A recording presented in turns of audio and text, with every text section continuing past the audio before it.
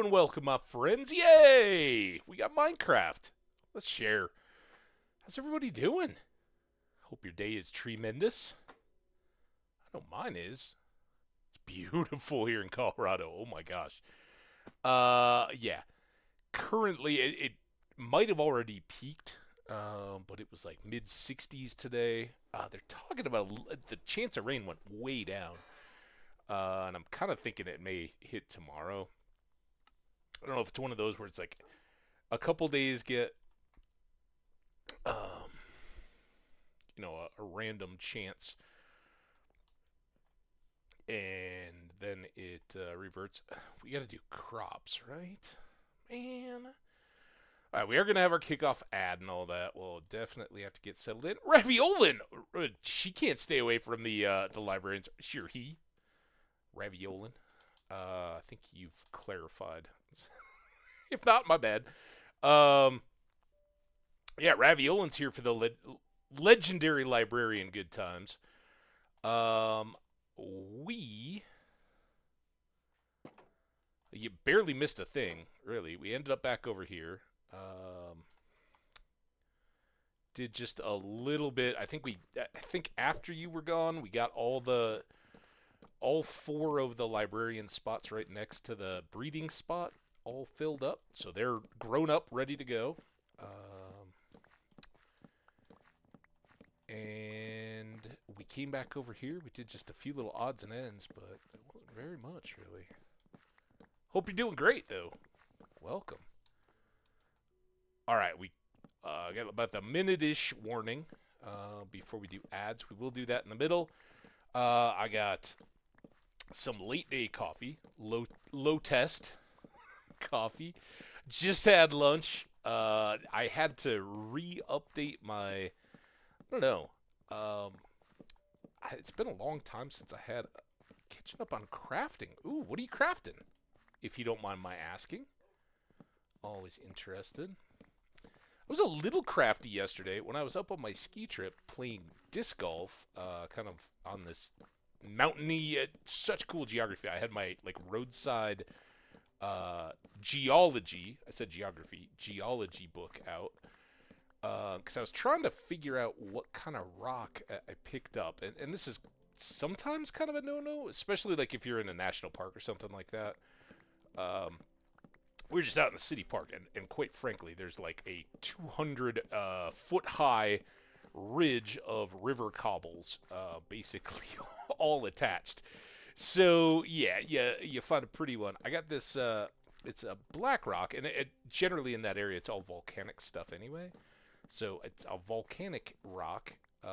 It's black and lightly dusted with white, but it's mainly just got these parallel white, skinny little white pinstripey lines running horizontally, and it's kind of cool. It's narrow, about 4 inches high, I'd say, and maybe 2 inches at the base, and kind of leans back a little bit, so makes a nice little right in front of the monitors thing. Hey, Runaway 5! How you doing? Good to see you. I hope life is treating you well as well. All right, we got an ad break coming. Guys, we are going to let these pumpkins do their thing. In fact, before I forget, we're going to grab this axe, because this is our melon axe. And chill out. I'll be right back. Less than the break.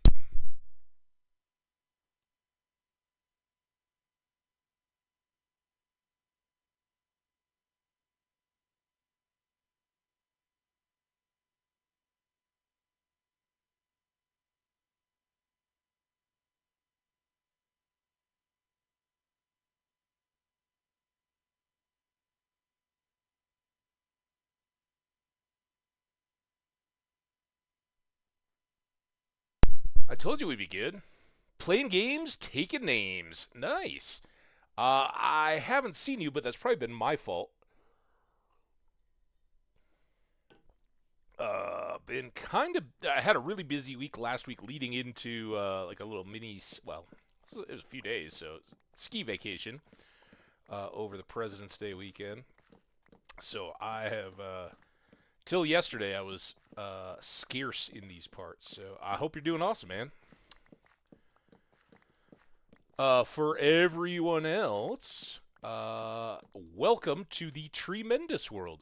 Yesterday, while we were streaming, they got particle board up on the dumpster enclosures. This world is called Treemendous in memory of the tree that died, so we could have a bigger little privacy / hideaway fence around the dumpsters outside our buildings here in my apartment complex. That's a little tough to swallow. But the tree's gone now. Has been for over a week. Getting adjusted to that. Beautiful sunny day like today. It's not... Well, beautiful sunny day like today in the middle of winter, it's very nice, right? I get lots of extra light in my place, all that. Beautiful sunny day in the middle of July, it's probably going to be really hot compared to what I used to have. So... Oh, we are all full up. I should maybe... I do have one. Let's go make some melons. So I don't know if you're familiar with Colorado at all, Fiverr. But I went to a smallish mountain called Monarch, which is south of like the big ones that Vail and Breckenridge and Keystone and Arapahoe Basin and Copper and all those that kind of get the high publicity. This is pretty well south, and it's actually a little bit southeast of Aspen and some of those other big known places. Little old mountain next to a fun little town called Salida, Colorado. It's about half-hour drive up the pass. And a place some of my friends and I have all enjoyed going. So it was good. Nice to get away. I actually didn't end up skiing last year. Our plans kind of fell through. So it had been a minute, and I love it. And I was telling about my nice. I wouldn't go so far as to call it a pet rock, but the rock I picked up while I was out there is beautiful. Reminds me of the trip. Until my desk gets too cluttered, and I'm like, why do I have a rock? And then I'll maybe go put it somewhere scenic outside to let others enjoy it. But for now, it's nice. But speaking of the crafting raviolin, I was scrubbing it last night in my sink, like just trying to get some of the backside of it had been down in the dirt, so trying to clean it up a little bit. I'm no rockhound, no polisher or anything like that, but. That was my kind of hands-on activity last night. Yeah, if I remember right, aren't you Eastern Canada, Fiverr? Is that right? So I don't know if you've been out here, but yeah, I've skied. It's tougher as years go by. It gets a little tougher and tougher to do it as much. I know. Back in the early 2000s, and prices go up too, right? I mean, inflation and all that, but ski prices go up higher than inflation, that's for sure. And back in the day, I used to get 2 season passes so that I could go to the maximum number of places in the winter for fun.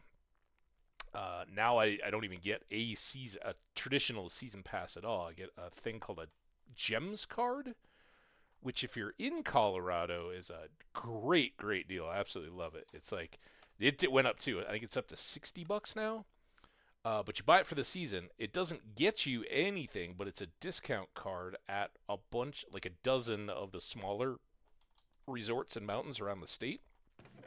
And you get either buy one get ones on your tickets, or you get I think 30% or 33% off or something like that on your daily lift ticket that way. So if you're going for us, it's awesome because you go on a little weekend trip, right?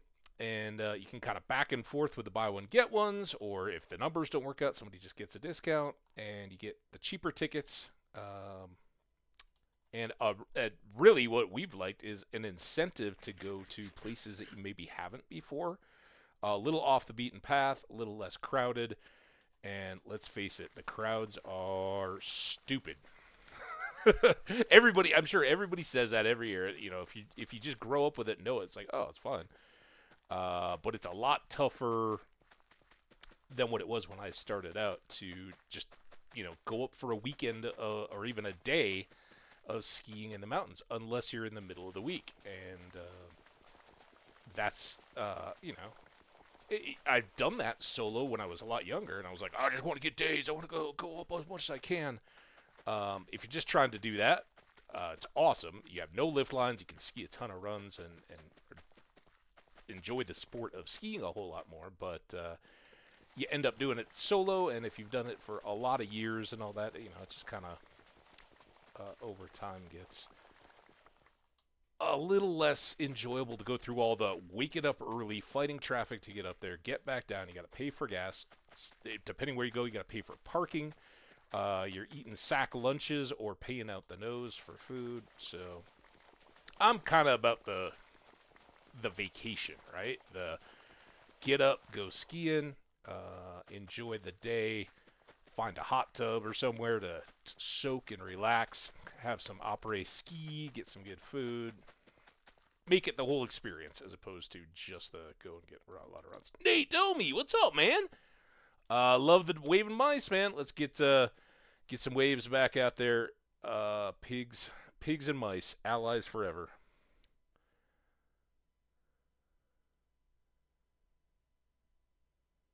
Yeah. I think hopefully, the kind of optimist in me hopes that a lot of it just has to do with the pandemic and people getting kind of a wake-up call. And this is, I don't know, maybe old man Hambbage talking on the front porch here a little bit. But I'm not that old, but I'm old enough to, time feels like it's speeding up, right? And I think the pandemic, for all of us, gave us a little bit of that wake-up. Like, you know what? If we don't do some of these things and just take it for granted and sit on couches and wait for the weather to get really perfect to go do things, they're all going to pass us by. And, you can't take those things for granted. So I like to think we all just, not that anybody ever is like, oh, I don't want to do those things, but I think it's easy to let them slip a little bit, right? And we're getting a little low on lumber here. Won't be dealing with that today, I don't think, unless we get really lucky with our core librarians here.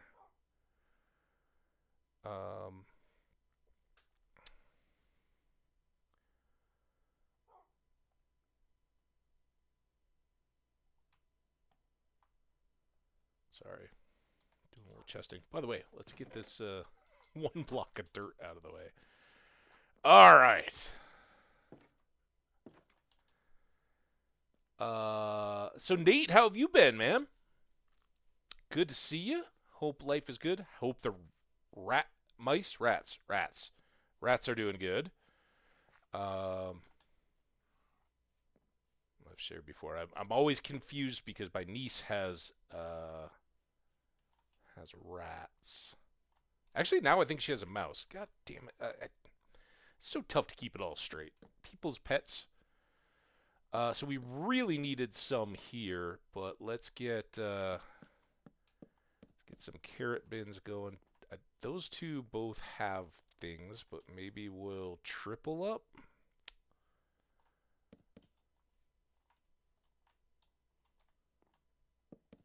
Especially for the wheat, with all the seeds. We talked about composting and all that.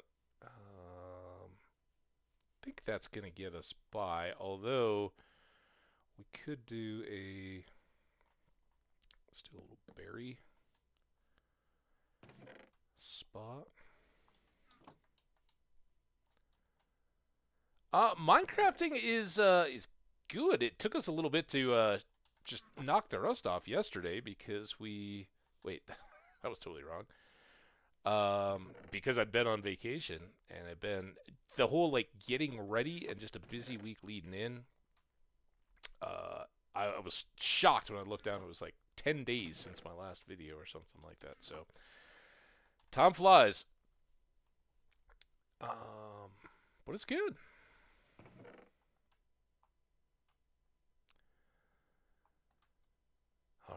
finally get all this stuff going. We got our carrots done. Now we gotta go. Let's go put these boxes away.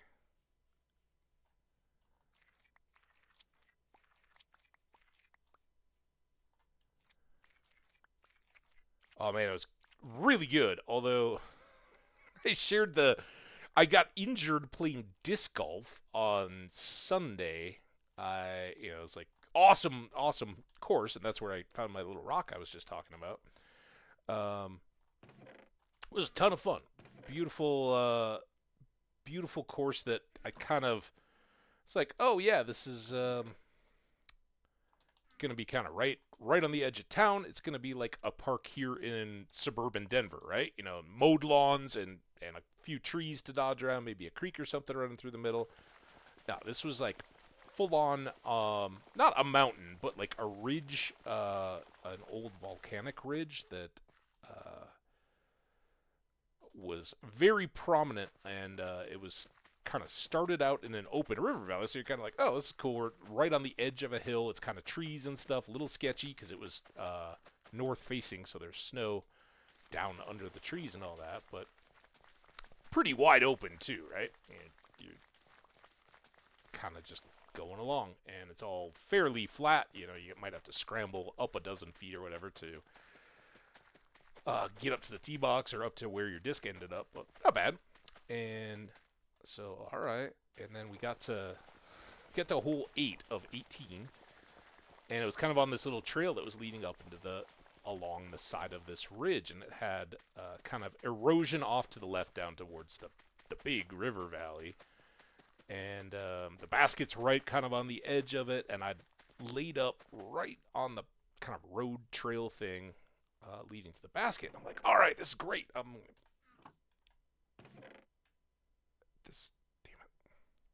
I'm going to figure this out. All right, you go in there. You guys go in there. And now you. There we go. So I go walking up, my poor little disc had slid off the little road and down this big embankment. And it's probably, I'm about 6 feet tall, and it's just a little bit below that, like 2 big steps down a steep dirt bank to get to this kind of wide-ish area where my disc was. I'm like, all right. So I'm like, all right, this is what I got to do. Looking down at it, I turn and my buddy's got his phone out. I'm like, are you really taking a video? He's like, oh, I gotta get a picture of it. I'm like, and I take a step and it's all good. I'm like, oh, there you go. And then as I'm like talking smack back to him, like, see, you do have to get your phone out. My foot slipped and I spun and like was gonna start going down the hill. And I reached out and grabbed the kind of log that was sitting up at the top of the embankment. And in the process, I dragged like my palm and thumb across it. And it kind of looks like one of those things where as a kid you fall on your bike and the gear wheel gets your leg or something like that.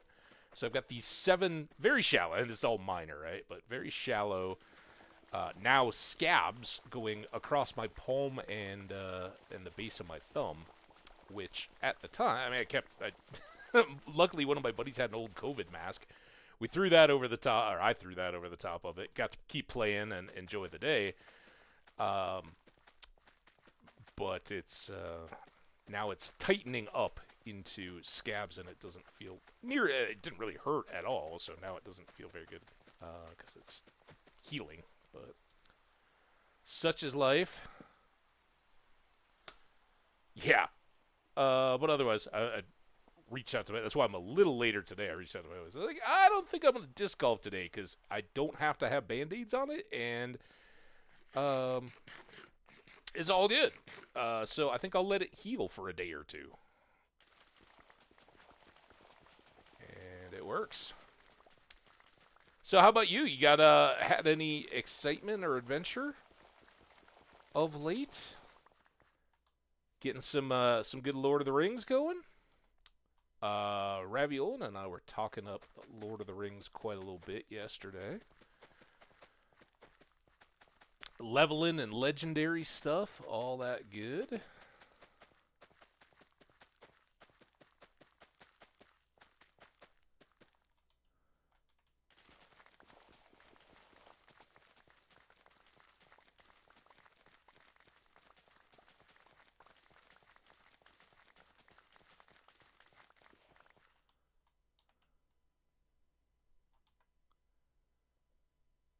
Started a new LM for landscape difficult. Managed to get to 20 without dying. Nice.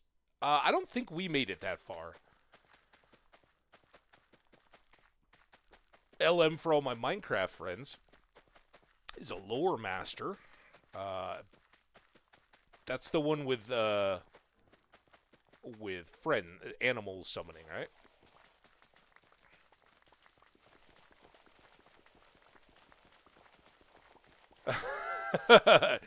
Yeah. I'm a sucker for those little Iron Man-y type things too, and so it's always frustrating when I like then die at level 5 for something stupid.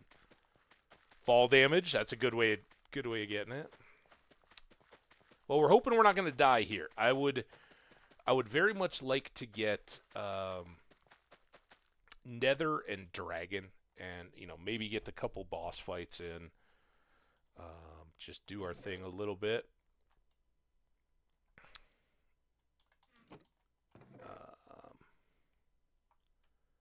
And then get back to it. And this is it's kind of a good time now. All the holidays and quick back-to-back successive stuff is pretty well done. There is a basketball game here in Colorado on Saturday. I'm not sure the time, but I think it's evening. And then the following week, I think we have 2 games, a weeknight and a weekend. But then those home games end. So that's like the end of my season ticket stuff until end of April is the CU Spring game. But there's really not a lot of calendar type stuff that I know of that's going to make me definitely miss streams going forward. So I'd kind of like to move this as a good Minecraft run. I think we've got some good enchants and all that. Obviously, deaths can happen, but I would guess that whether we die or don't, we get some good progress. And then we've got a couple, like I think we're midsummer in our Stardew run. I'd love to get that to winter or day 1 of spring year 3 when Grandpa comes back, and then we could kind of put that one to rest, and then it's all Lord of the Rings, probably until 1.6 for Stardew comes out.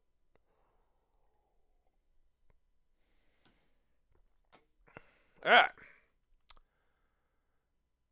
We've harvested that. I think we want to go back to our melons.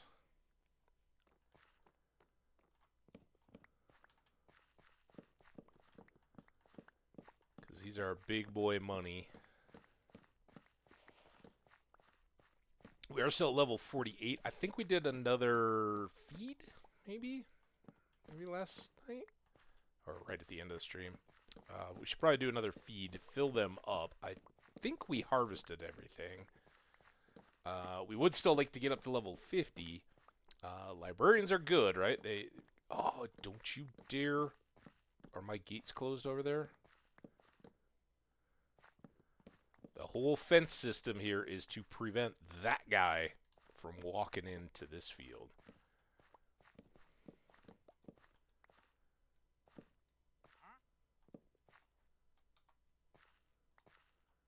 Also been playing Dragon's Dogma before the sequel.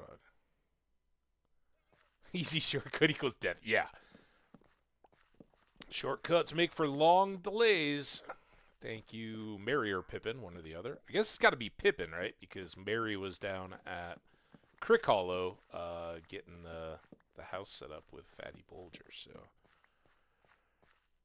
Alright, lots more melon slices. We're going to put the good axe away. We're going to pull this out.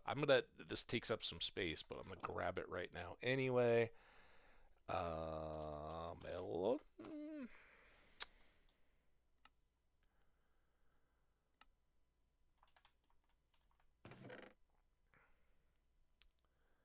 Alright, extra melon slices. We got a little variety of stuff. I guess we can pull out what we have boxes for now. Berries. Now I just got to work on fruit and veggie identification. We got beets. We got carrots. Beet seeds. Now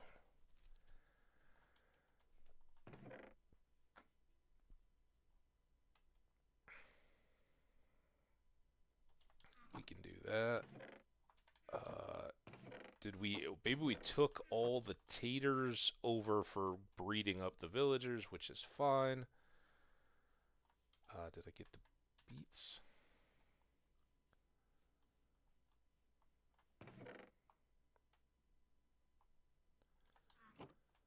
Let's grab one piece of wheat.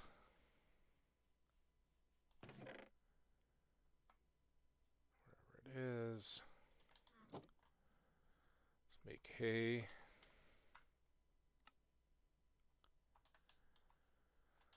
Let's get the carrots.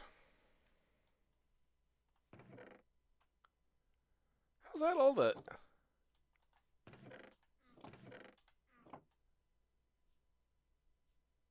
What did I do with the rest of the carrots? Were they over here? Maybe.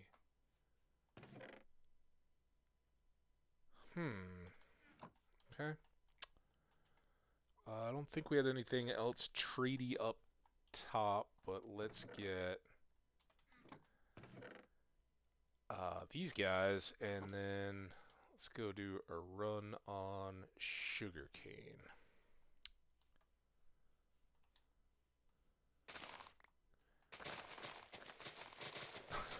It's just dawning on me, Raviolin,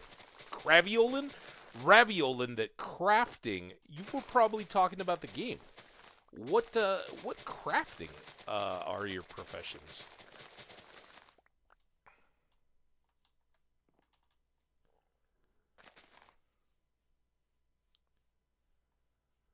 All right, now we'll have more paper for books. Make more lecterns. Make more enchants.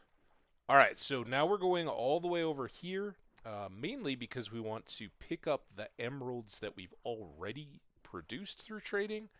We'll also do some Mumpkin and Pellin trading is what. Farming and cooking. Man, it has been so long since I did a farm cook. I really remember enjoying it, but I remember it being kind of tough to start up, right? And I very often confuse it with RuneScape farming. Like, do you need a seed dribbler? You know, all the equipment and stuff that goes into the farming side of things. How that plays. But I also was like having a cook. And it always seems to me that any game that can add to the cooking has a winner, right? Everybody likes it. I don't understand in this game in particular. I don't understand why there hasn't been a little more to cooking where you could maybe combine ingredients and things to make your food a little more substantial. Seriously? Wow. Oh my god. Shift? Get in the boat. You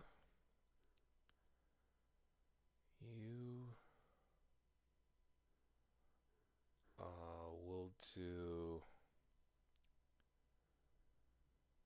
that.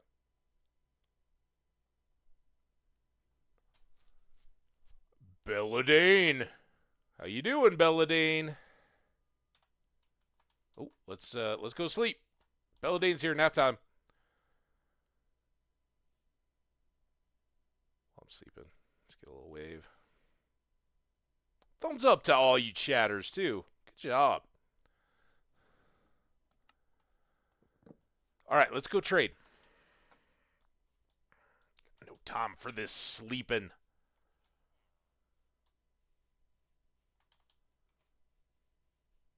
You're a Minecraft fan or a Lord of the Rings Online fan, Bella? All right, we're going to pull all these emeralds. We've got a few odds and ends, but I don't really have space for it. So we're looking for our farmers who are likely still out just stretching their legs. It's early in the morning. Dead by Daylight? I know of it. I don't think I've ever actually played it. I've watched a lot of content on it. Is that your wheelhouse? You jam?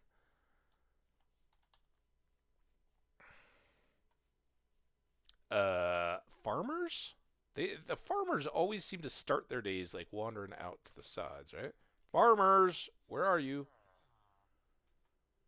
Should be three of them. There we go. We got a whole convention going. Hey, come here.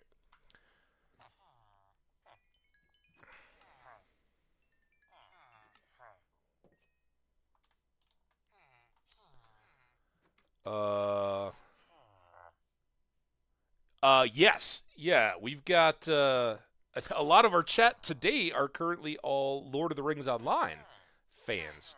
We love that game. That is our kind of MMORPG. Well, now it's just an RPG, right? Open world RPG, I think is what they call such games these days. And we do a lot of Stardew Valley. Outside of those three, which are kind of our, well, Minecraft is probably my favorite game ever. Um, Lord of the Rings Online and Stardew are both very, very near and dear, and greatly enjoyed. But no, I mean cookies are good and all. We got some back at the house. What we want is your cash. All right, so I got us another stack and a half. Now, awesome, Bella. Yeah, for sure. I will. I will check all that out at the end of the stream.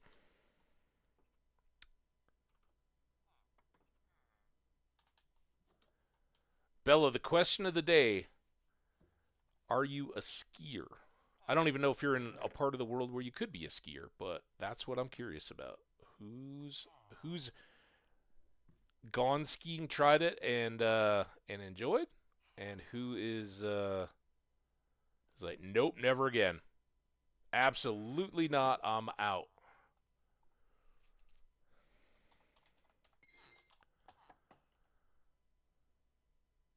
I'm not gonna look now. I'm in the middle of a stream, so yeah, give it a few hours. We'll. But yeah, I'm good for it.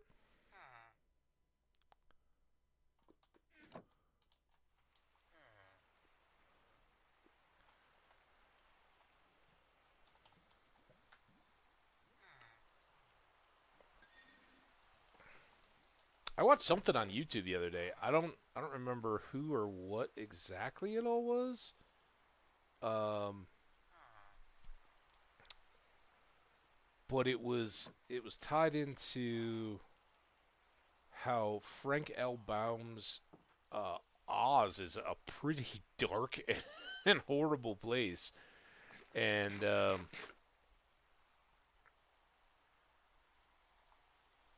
hate these boat chests. I mean, I love them. I was so happy when they came into the game, but they're kind of tough. All right, let's do that, and then let's go see if we do get lucky and anybody over there wants pumpkins. It's a great way to level them up.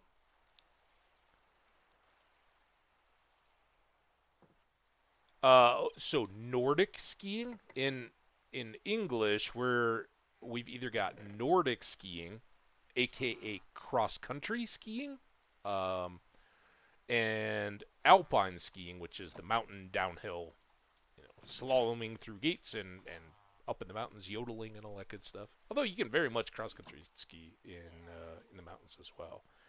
So, in fun Hambbage fact, in high school, uh, not only was a cross country and track distance runner, I was also a Nordic ski racer, and I was more freestyle or skate skiing. Fun fact: I also played hockey, so the skating technique wasn't all that different, and something I could get into. Um, I haven't ever really done a lot of the classical technique, um, which is kind of the like you said, ski running, or it's where your both your feet are always facing forward and kind of parallel into narrow tracks, and using the freeing of the heel, you're basically kind of lunging. You're doing one stride forward and using the glide to then pick up your other ski. The the huge advantage there is like that's backcountry skiing to an extent, and the way that like winter camping and stuff. If you're going a long way, whether you have a sled, dog sled, or something like that, or are just out camping with friends with a backpack, it's the classical skiing style that gets you around, right? You can take turns breaking the trail, skiing in each other's tracks, and it's that you get telemark skiing downhill, which is where your heel isn't fixed to the ski. So when you're making turns going down the mountain, you're doing the big turns where you're basically lunging, lunging forward, go down. I've never, basically when I was in cross country, we went downhill. We just basically bombed it because I was strong enough alpine skier that I was like, oh yeah, well they don't really have metal edges or anything, but I'll just lean into the skinny race ski and have fun.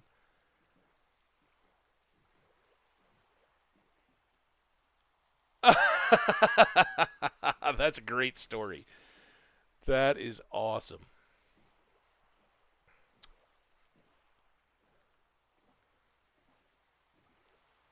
All right, well here we are back at our little librarian cave.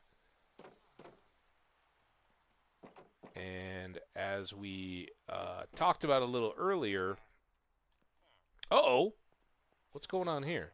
So we got our four farmers. Who are you and where are you supposed to be? Did you get out? No, you were just another. You got a twofer over there.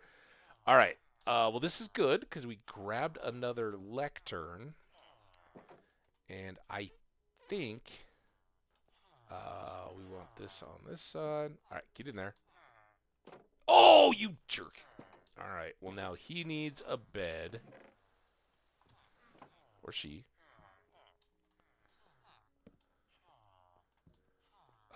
So I don't know where. All right, you're the librarian. I don't know where you're wandering off to. Go back over to get in your bed, man. Oh, don't mind that. Yeah, don't go that way. Danger out there. Boom. All right, so we can set this one up. Look at that. We have a lectern too. Oh, this is going to be good. All right, close here. Open here. Bed. Lectern. And then when all of these guys go to bed, this dude should still be standing. We can open the gate. He eventually will pathfind his way over here, find this bed, go to lay down. Oh, we got to keep that open. And then everybody should be set. Open this up just a little bit more.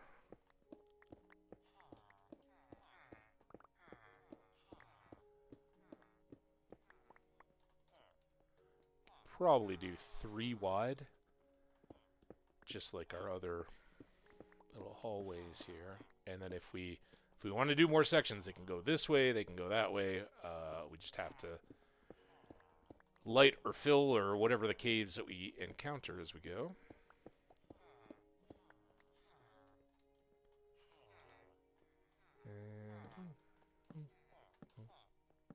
There.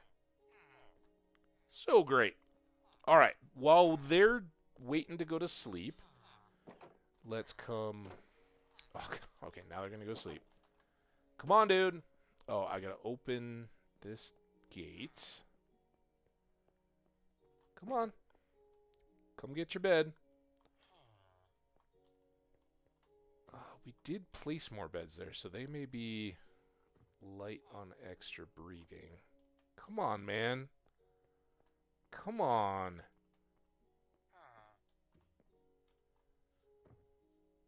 And now we're... Oh, dude. What? That's why he didn't want to move, because he had another bed. All right, go get your assigned bed.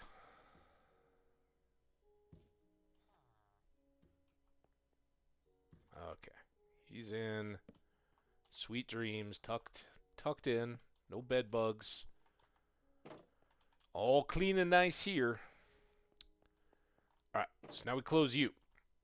Everybody's in. This guy is not yet a library. Oh, he actually grabbed it on his way in. Alright, so we got 6 librarians to work with. Now, the next thing we're going to need is...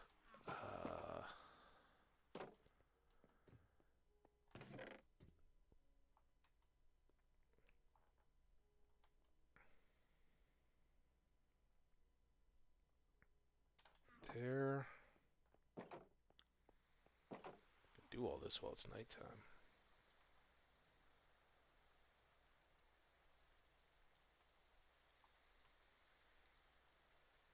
So how do I... Oh, because I just chopped all that. Still. So we got farmer trade stuff. Do that tomorrow. Hey. I should actually break all that.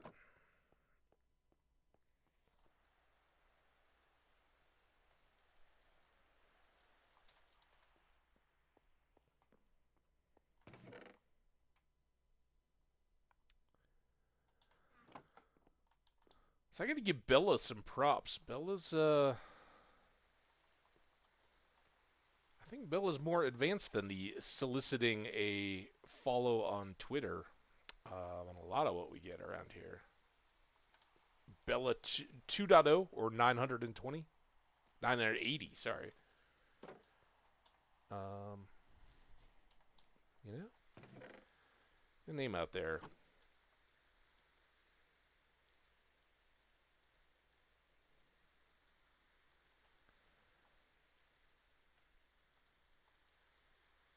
Ooh, that perfect paper.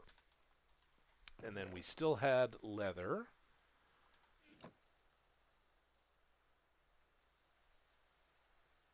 Do this same thing over again.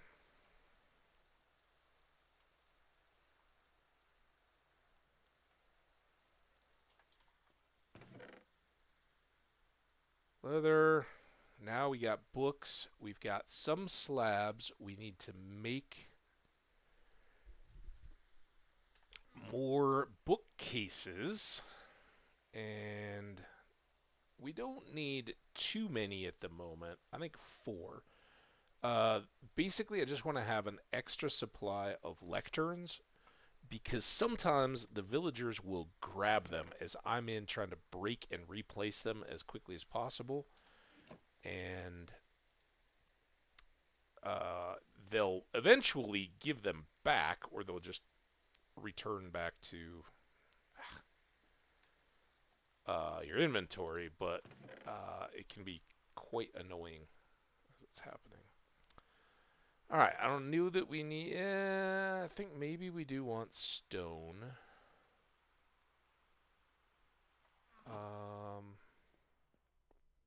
Let's see how we do with these villagers before we start making more emeralds.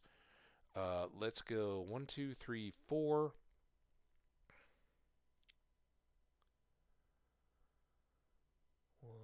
That wasn't even the one I wanted, but whatever. There.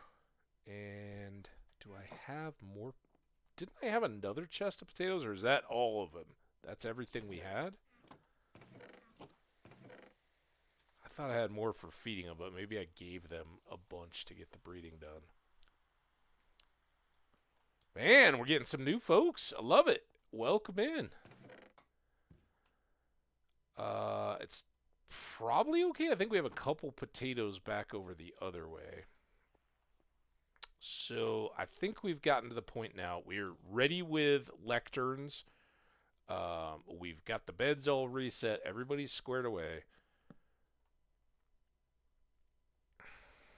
IRL? Plunky, I'm not sure. That's a fun new question.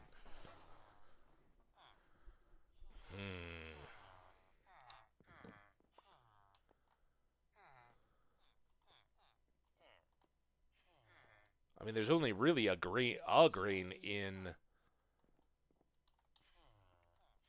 Minecraft, right? You got wheat.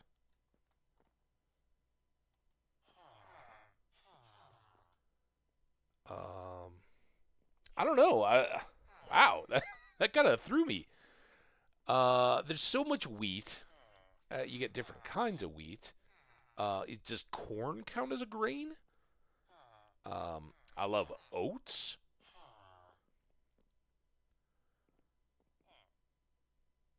Sunflowers? Those are seeds. So I don't. But I mean, technically, like wheat is a grain too, right?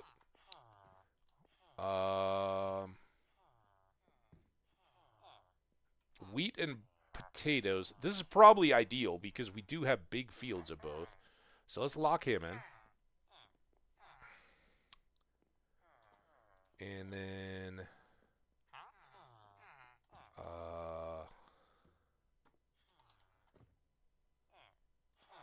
everybody, come on, where do you go? I don't even know who's who. This is the one I already traded with, so let's get him up. Oh wait, here, there he goes. This guy. All right, pumpkin boy. Is a pumpkin a grain? I could go with some pumpkin.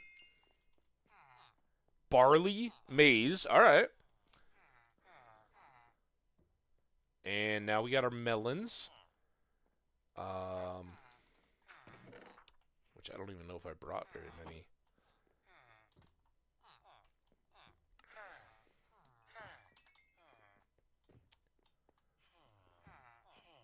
Expert. And now I can just do like a single trade here. Should get him up to master. All right, so that's really good. We get pumpkins and melons there. Yeah. But you could use that like a potato, right? You can make potato bread. Although I think you need, you need a lot of flour to make potato bread. How about Beats Guy? And the beats go on. Ba-da, ba-da, ba-da. Wasn't that for like an old people's cell phone? Also, why is that so broken?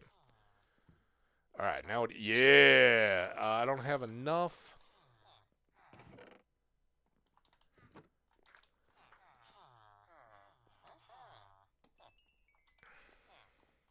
Good.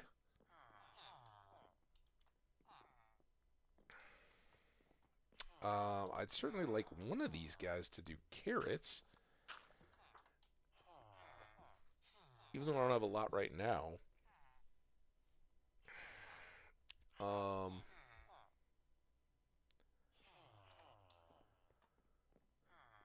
I guess I would rather double up on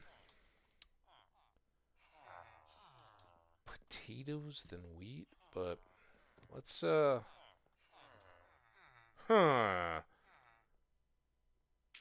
let's get all these set. Because wheat's going to end up going to the animals as well, wherever it does, whereas carrots don't. So now the ones that I have already traded with are locked in. All right, so now I can put all these four back. if people get out of the way. And oh my gosh. This is why they have little rooms. Alright, we got some new farmers. You're the journeyman. You're nothing. There we go. The other day I read about how someone made bread with Gatorade instead of water, and somehow it turned out, yeah, because sugar. I bet it turned out super tasty. Because sugar is delicious. All right, come on. Come on, Bubbles. We see your little badge. We see your little badge. Pumpkin guy. All right. I don't think that's going to be enough to get this one leveled up, but if we get 3 and have all of our crops represented and all that, I'm just fine with that. Oh, you got pumpkin pies, huh? Pies and pumpkins? Actually makes a lot of sense. You know what I'm saying? He's got apples and cookies. All right, now you want my melons.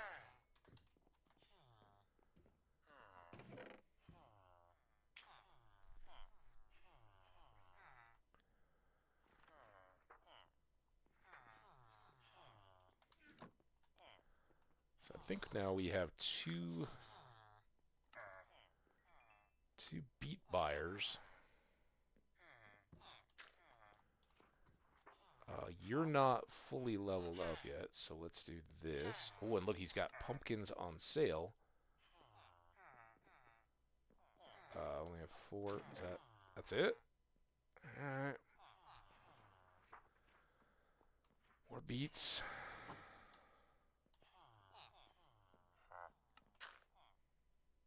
Come on. Is that a cake? Looks like a cake. I heard Raviola needs more cake in her life. 5, 3. Can't do anything there. Did we get your carrot? We got your carrots. All right, what do you got? Well, potatoes.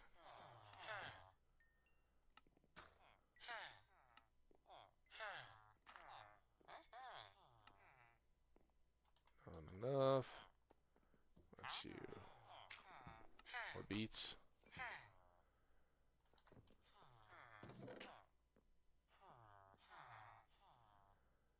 Potatoes done.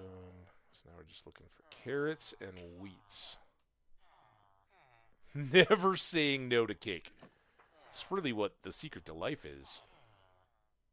Never saying no to cake. Alright, so we're obviously a little light on carrots.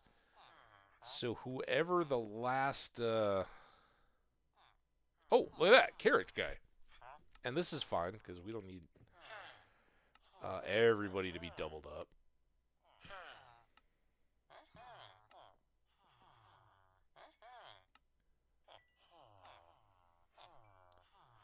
What are you doing? Man, hour's almost up? Alright, I should stop and let you bubble. One of my weekend leftovers was this creamer, and I'm like a black coffee guy. Well, it's kind of the deal. Now I don't have melons or anything to get down to. That can go away. Let's just try for here. There we go. You're done. You?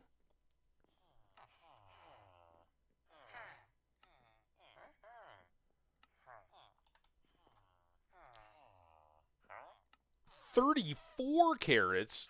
You really... They're like, we don't want any more of your carrots. You've sold us so many carrots. I'm like, yeah, but carrots gotta go.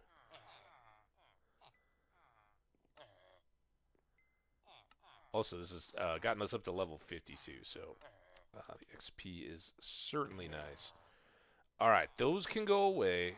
We've got a nice stack. We got books and emeralds to trade with, and we got lots of spare emeralds if the books are pricey. So now,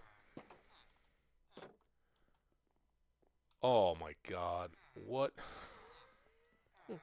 Come back over to your trading station, dude.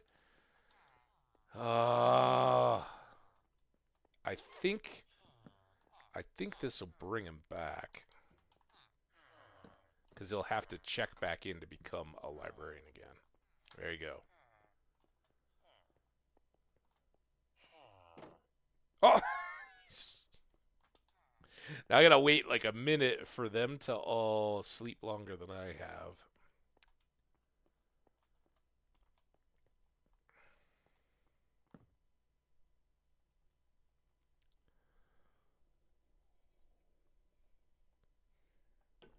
Why they gotta go to bed so early? Yeah, so now all my coffee cups are all creamery. And the cream has a skin on it? Is that a thing? This is one of those uh, pre-flavored creamers and all that, like candy for your coffee.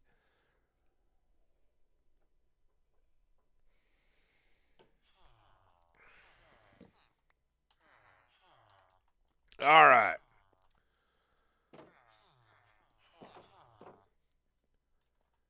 So, here's how this works. Get ready. We're gonna do it a lot. Curse of Vanishing. Worst enchantment ever. There's two bad ones that they introduced of late. Uh, Curse of Vanishing and Curse of Binding. Um, Vanishing doesn't mean anything to us whatsoever. What it basically means is if you're playing regular survivor mode, where if you die, you go back to your spawn or your bed and start back over. And if that happens in survival, all your stuff is just sitting wherever you died. You can go back and get it before it despawns. Hopefully, you weren't 10,000 blocks away, right?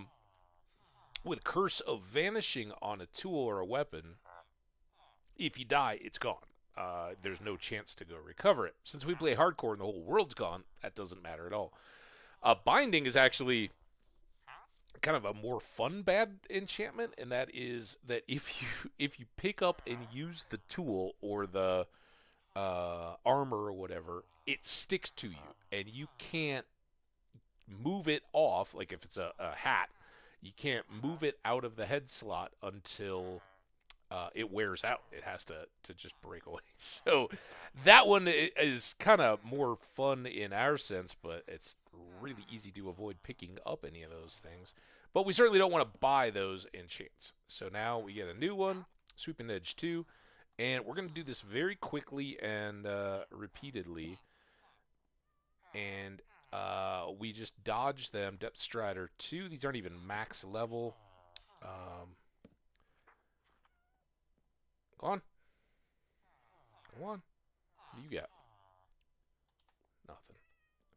Nothing.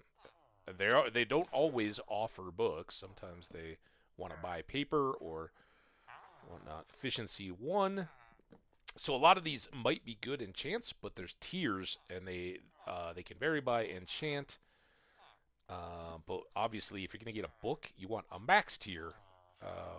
And some things don't, like, for instance, Mending or Infinity or Silk Touch. Those don't even have tiers to them. It's a yes or no. You either got it or you don't.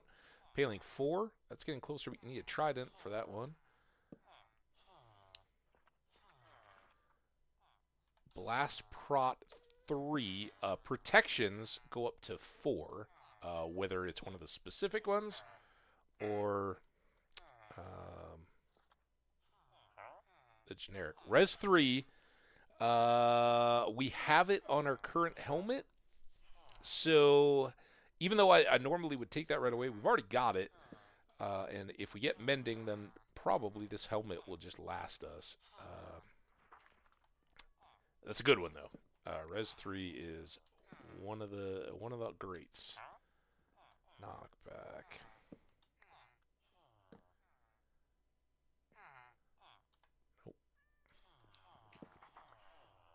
Hey, Martinez, how you doing?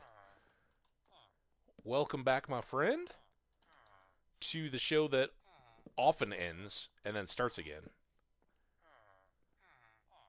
Piercing. Martinez, did I ever talk to you after your birthday? I know yesterday, right? But like before I left for my ski trip, did I talk to you at all? That was a blast, dude. I definitely we got third place in trivia. We definitely toasted your health.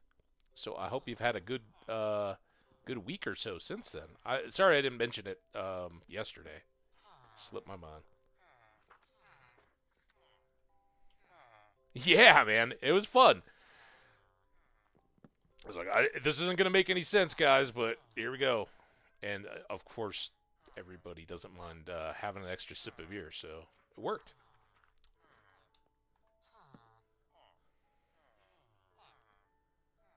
I don't know. I'm not gonna take flame this early. We've only got six spots available, and there's definitely some top tier stuff that we would want to help us out. Get out of my way. Get out of my way. You are not the most cooperative of potential librarian candidates here, and you're failing the interview, dude. Oh, see, that's why we need extras, because they'll move in as you're placing it, and then they grab it. Get librarian-y. Oh my god. Get out of the middle of the square. Come on. Hey, no worries. I just hope your buddy's doing good.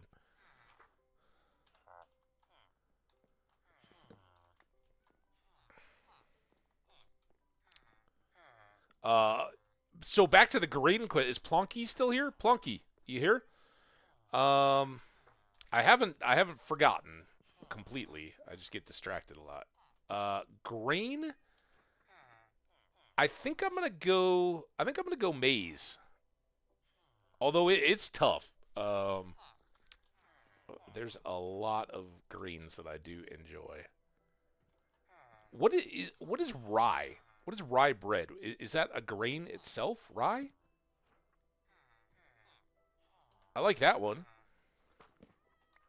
Nice marbled rye. Ooh.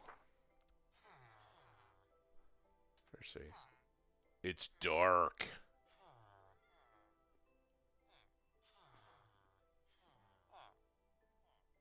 Nice. Rye. Rye might be in there. Um, these are awesome.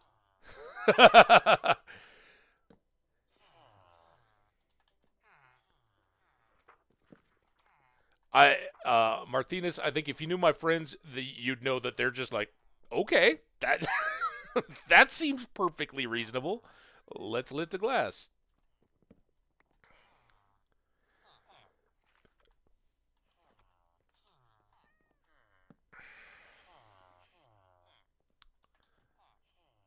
Oh, again, add going. Oh my gosh, I didn't even know we were close. You get out of the middle. Come on, I want one good enchant. They're always easier to start because anything's good, right? And then it gets tougher and tougher because you start to see duplicates of the other things that you want that are good. Those just keep. Oh yeah, that's a good one. That's a perfect one. Unbreaking 3 for only 25 emeralds. Outstanding. We're just gonna buy one to lock that in, and now he's good. Uh, now, before really gonna stand up there, huh? Careful. Drop.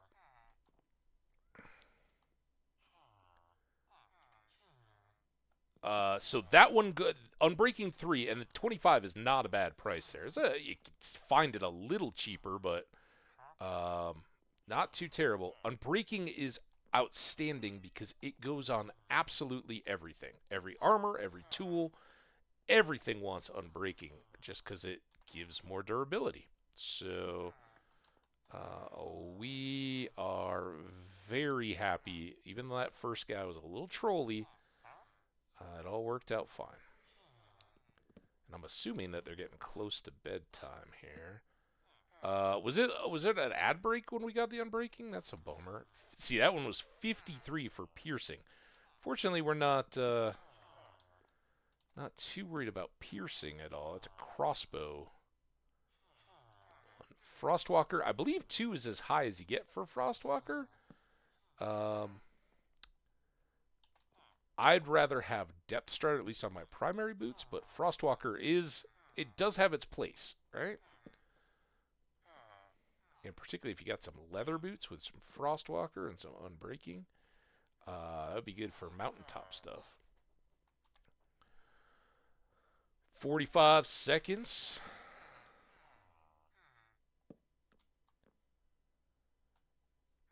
I love how long. Power 3, power 5 is the max there.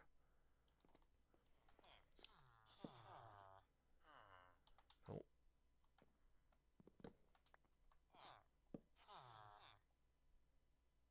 Oh.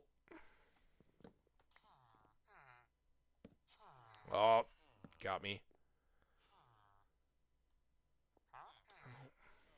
I was busy looking to see if I'd gotten the lectern back. Oh.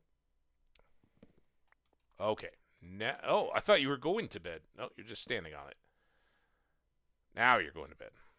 Okay. Well, we know where we ended.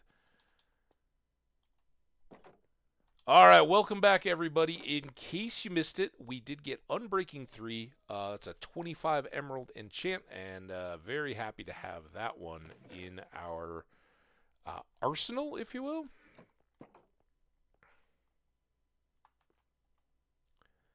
So we can stash that away. We'll obviously want to buy a bunch more of those. And probably what we should do is have an anvil up in here.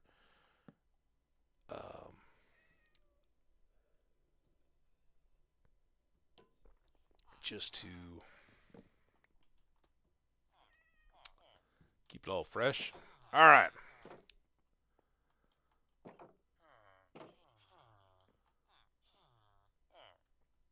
Oh my god! Oh, don't do that. This is where I worry if a golem starts wandering around in here.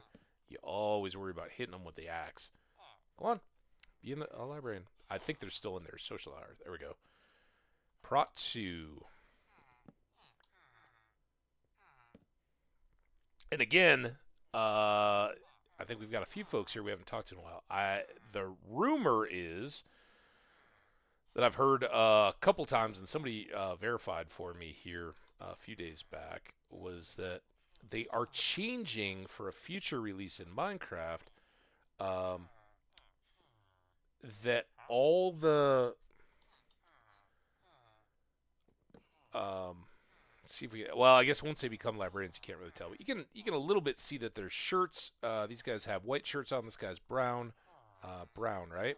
Those are different biome, if you want to call them like nationalities of villager, right? And they will apparently in a future release, you'll have to have different nationalities to get different types of enchants, which is pretty wild. I absolutely kind of think I love that idea. It'll certainly depend on how it's implemented and what that becomes, but the idea that you got to go find a village of a particular type to be able to get a fishing enchant or something like that is pretty solid. Bane of Anthropods 5. I don't want Bane of Anthropods, but that is a top tier weapon enchant.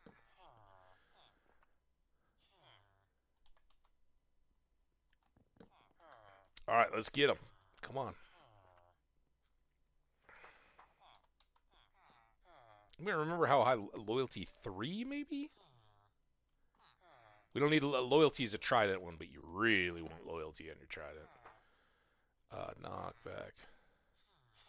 Yeah, exactly. If you've got to go, go to a Badlands or go to a jungle and you haven't seen one yet, I love it. I think that really makes things cool, or has the potential to. Again, it could be one of those where they add a lot of complexity and all of a sudden it's miserable.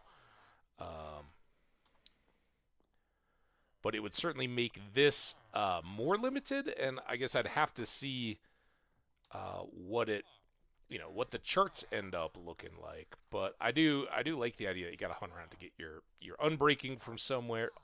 There we go. Ow! Ow! I just clapped and I hit my thumb. Dang it. Outstanding. Unbreaking and mending are two absolutely fantastic things. And I think what we're going to do... Got some sticks. We got some oak planks. Let's go ahead and make a few of these. And then you were 25? So I guess we'll put... Oh. That... Nope, not WASD. This is unbreaking, and it is 25. And this is...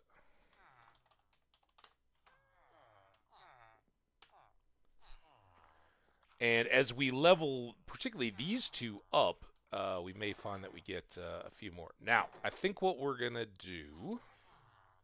Since I know this is all riveting stuff, we're going to get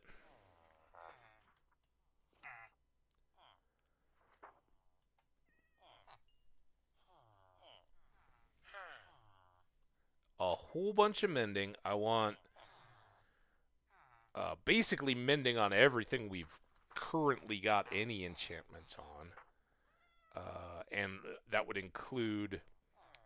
all of our armor but the boots.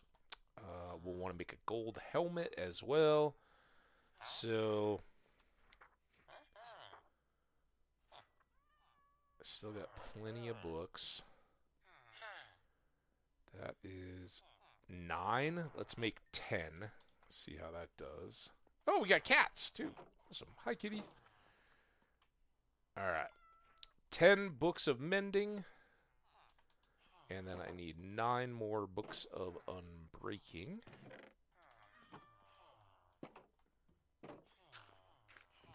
I wonder if we have any raw fish. I don't think I have any raw fish around.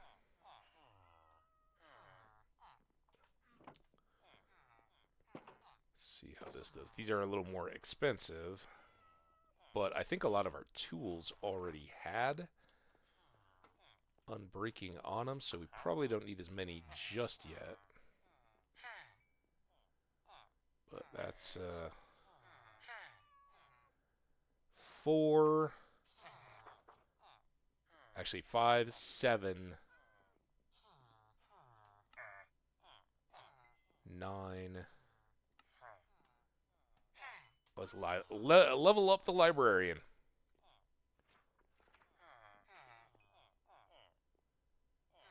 Depth Strider 1. That's not... I mean, it's not ideal, clearly. We don't have anything on our boots yet. I'm not going to just throw a Depth Strider 1 on a pair of boots. So, kind of trash. He will buy paper. That can be good. He will buy books. But there's... you save a lot in paper. And I guess when we have a surplus of leather, that's not the worst thing in the world, but... not too great. And this guy sells us lanterns and buys books at a discount, but hasn't given us another book trade yet. All right. You, and you all stay here. I can throw these in for now. Wonder later why I did. That goes there.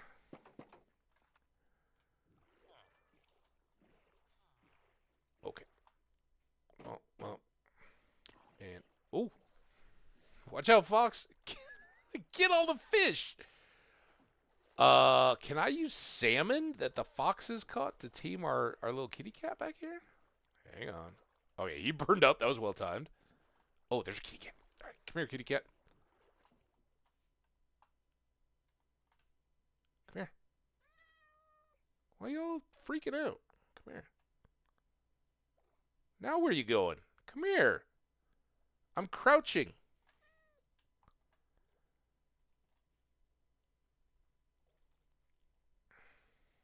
Come on. Are you going to drown? Go that way then. Come on. If we get a zombie or creeper dropping on our head because you want to be all sketchy. Come on. Oh, you're beautiful. Oh. Come on. Come on. You know you want to.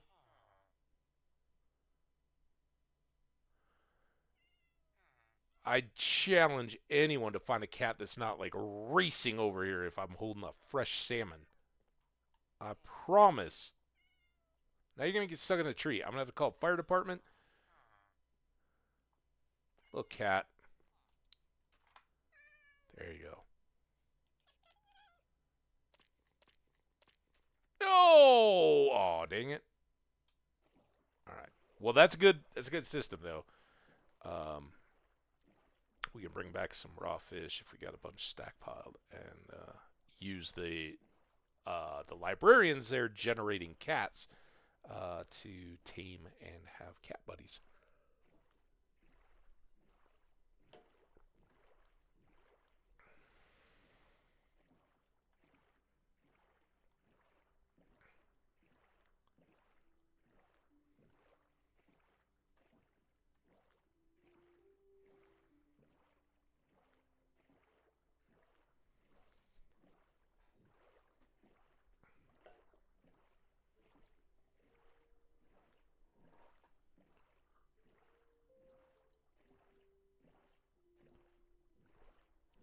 Villagers generate cats. You find cats in villages. If we just go around, you often see the cats running around the outside of the villages. If there's enough villagers in an area, they will at random generate cats, and if they hear zombies, will generate iron golems to help protect them. So we've effectively created a village. If I was to go see my librarians now, after having fought those pillager guys and gotten that bad omen effect, I would start a raid. So that's all you need for a village is a certain number of villagers and beds, and you basically made your own. So that's what we did. All right, now you go. We're gonna bring you guys. We are. Oh, I left all the ovens down the boat. Damn it. All right, well here, let's sleep.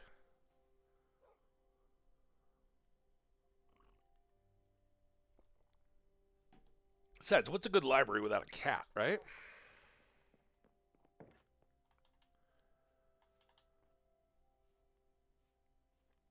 Now I haven't unloaded these. Jeez. Are those chickens? Chicken and a wolf? What's going on up there? Alright, let's go upstairs, unload all this stuff, go all the way back down to the boat, unload all that. At least we didn't have to make a full round trip, right? Someday we'll have shulker boxes. Maybe. Alright. So here, I think these are mainly...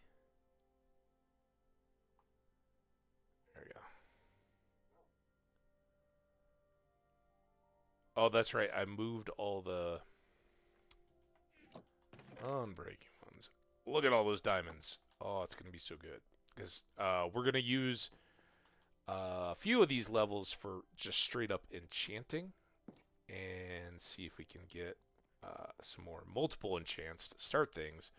And then we'll add on our unbreaking and mending enchants to everything that's already got stuff. And that will include, I got to get the good axe from down here. And in fact, we should probably Make sure that one gets fully juiced. It's Oh,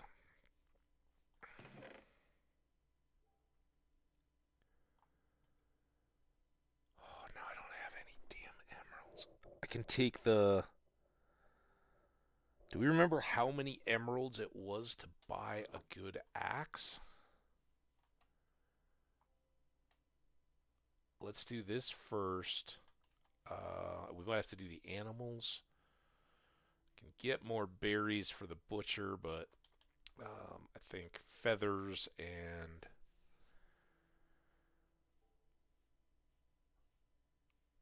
beef and chicken would help too.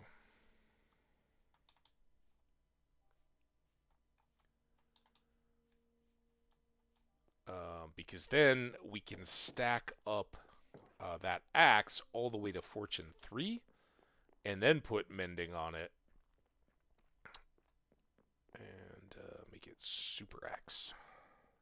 If it doesn't get too expensive. Might be too expensive to do it. In which case we'll just put mending on it, caulk it. Alright, those are all unbreakings. This kind of sucks, but I want to keep these separate so we know how many we got.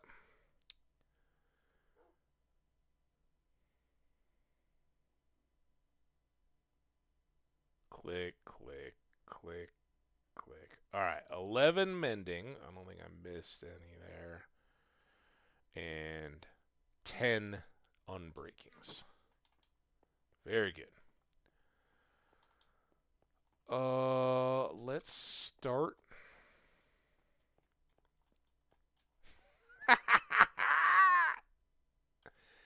What else?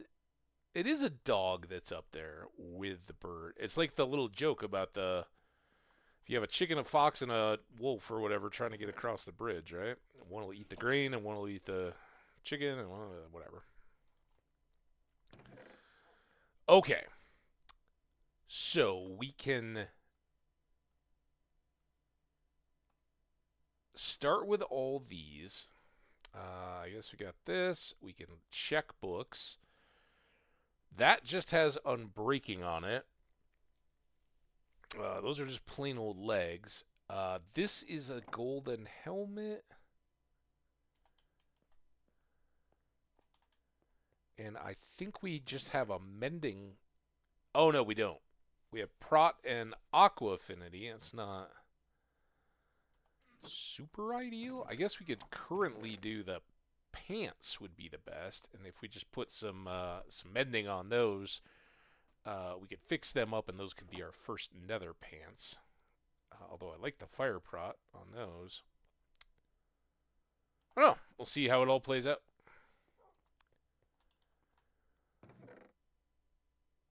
But I should at least look at those, and then I need lapis to power the whole deal. Alright, here we go. Regular old enchanting.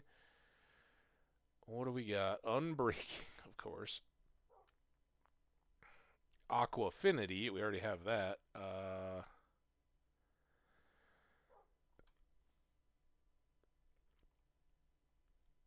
Yeah, get ready for a lot of this. Really doesn't matter. We can just use these regular boots now because with mending I can just fix them all back up. But I'm not gonna get any love from Prot 4, so that's top.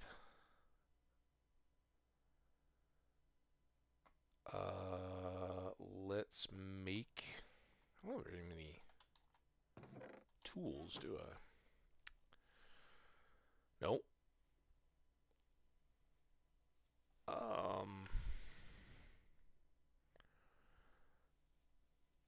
I want to make a hoe, and I want to make an axe. The axe I'd like to make Silk Touch. The hoe I'd be looking for Fortune 3. And of course, if we could get a Fortune 3 axe, that would be good too. Obviously, we can buy the ones, but efficiency 4, Silk Touch.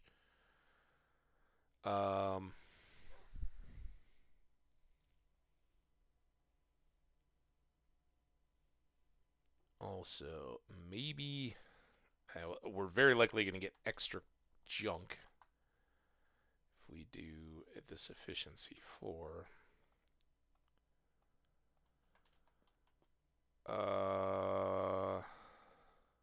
It could combine. I don't know. Let's try the axe.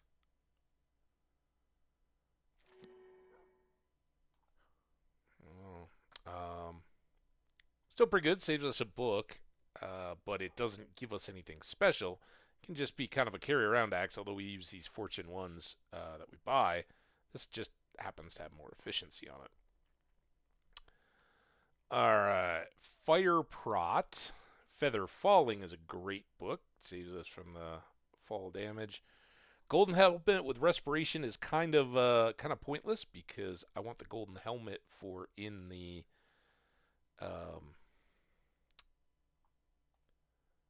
Nether. Fire Aspect. It's another one I'm not super wild about.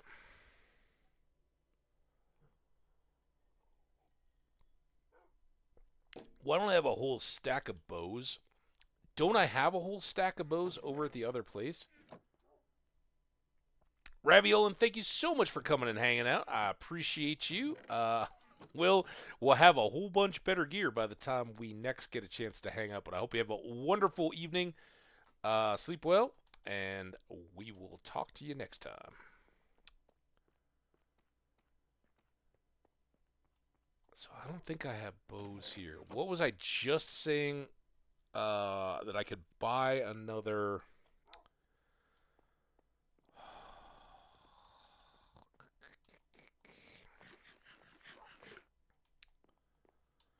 I got so much string. Why don't I just make bows?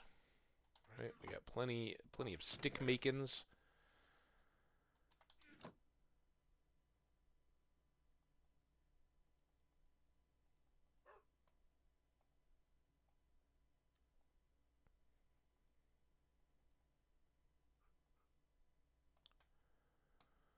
There we go. That's way better than a trip and emeralds and all that. Lure of the Sea, Luck of the Sea. If we were going to stack that, we don't want stuff. This Silk Touch does have efficiency 5. We're obviously going to want to throw Mending on our fortune pick. We got a crossbow. Meh. Efficiency 5. This is a 4. That's a 4. Once we have Mending, we'll definitely prioritize the efficiency 5s that we do have.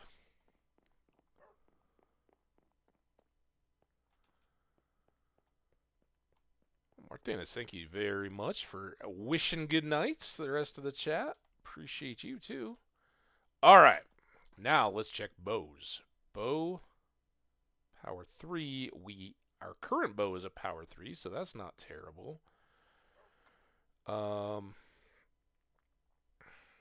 It's kind of better than anything else we had going, right? Yeah, we checked everything else. So let's do that. We can combine those two, throw it on breaking on too, and get a power 4 bow at least. Now, Depth Strider 3. Not bad, but I still would like something that. Look at the C3. I think that was the one that was low. I really don't care to. Damn it. Fishing rod on breaking. And I already have that.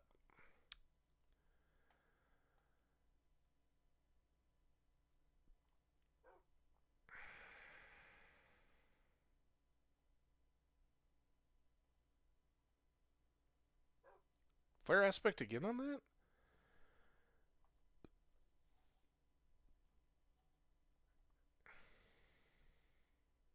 Okay. Take looting 3. All right, that takes us down to 44. Let's do 1 or 2 more. Unbreaking. Unbreaking. sharp. I've already got sharp 5, so I don't need the sharp.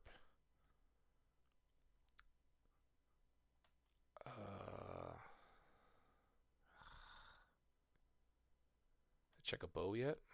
Punch. That might be a way to go. Punch is like knockback for a bow.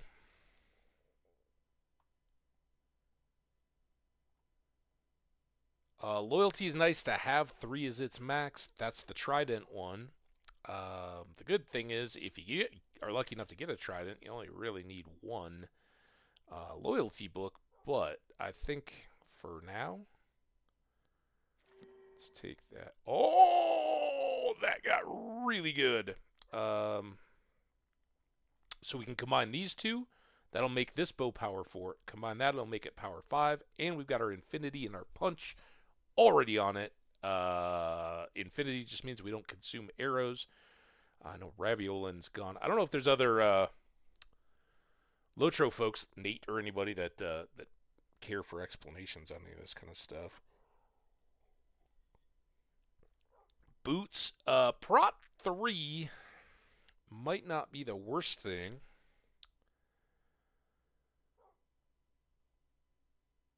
There we go.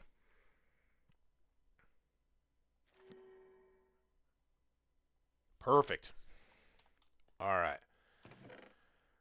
We unload this, that. Might as well that. I don't need those, that. I need these extra bows. This or that. I guess we'll keep the shovel because we do use those up. I don't need that. I don't need this fishing rod. And that's kind of an extra.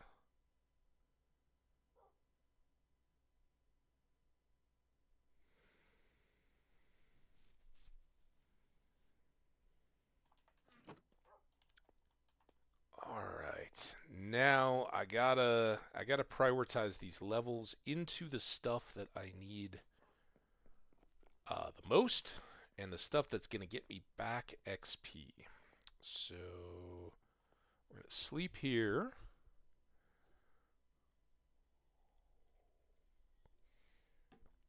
And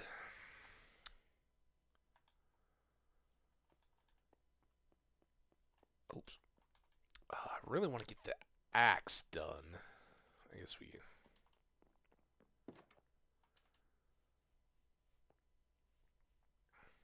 I've already grabbed this axe now. I somehow misplaced it. I'm mad.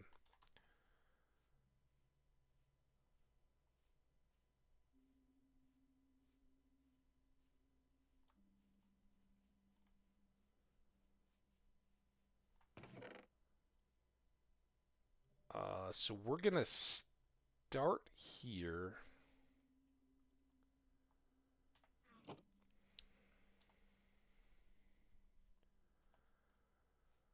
Yeah, just unfortunately, I think if we stack those up, because that's one we just bought as is. So to get to here, we've already done a combine, and then we'd have to do that 2 more, another one over here to combine it up, to then combine with this to get Fortune 3. I think the best thing to do is find a book or just hit an axe with a Fortune 3. And if I do this, I could get the efficiency 4 onto it. So let's get the axe done.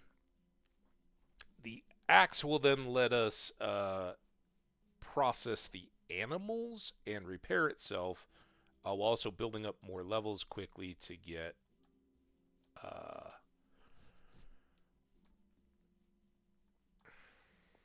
more XP to do more combos with books.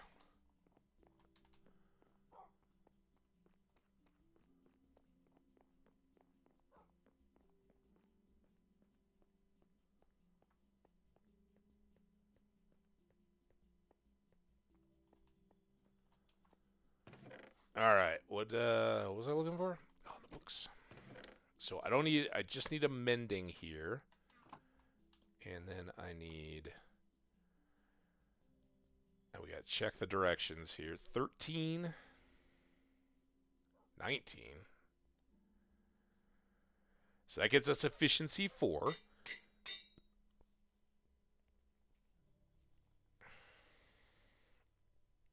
Mending, now we won't need to heal it up. So this is now good. This is effectively junk. So we might as well watch the 20 there. If I scrub this, I'll get half a level or so. Throw that there. At some point, we'll get like a Silk Touch axe, and we'll find another fortune to throw on this one to get it. But fortune 3 and another efficiency 4, and this axe is good to go. It's done. So now let's get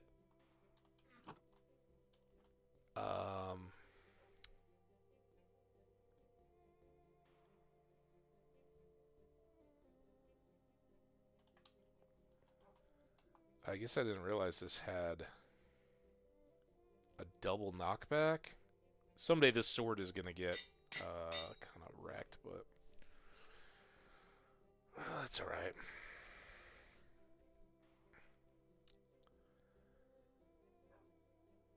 And then here we do, only got 5 levels left. Yikes. Power 4. And we'll try to combine these two and then get an unbreaking book on that. But now we're down to level 1. Good time to grab the egg, because we're going to go feed and shop. While I'm at it.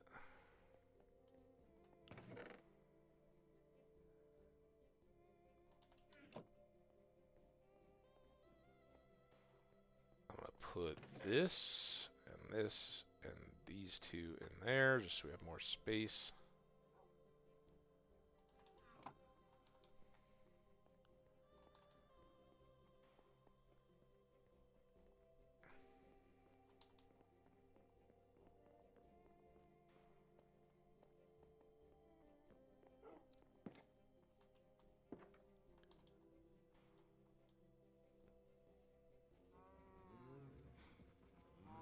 Looks like we had just chopped chickens not too long ago.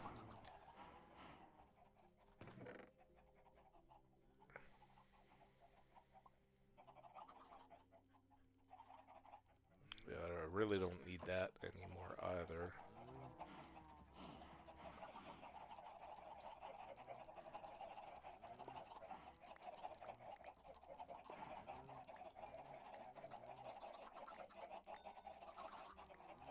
Also, what did I do with my sword?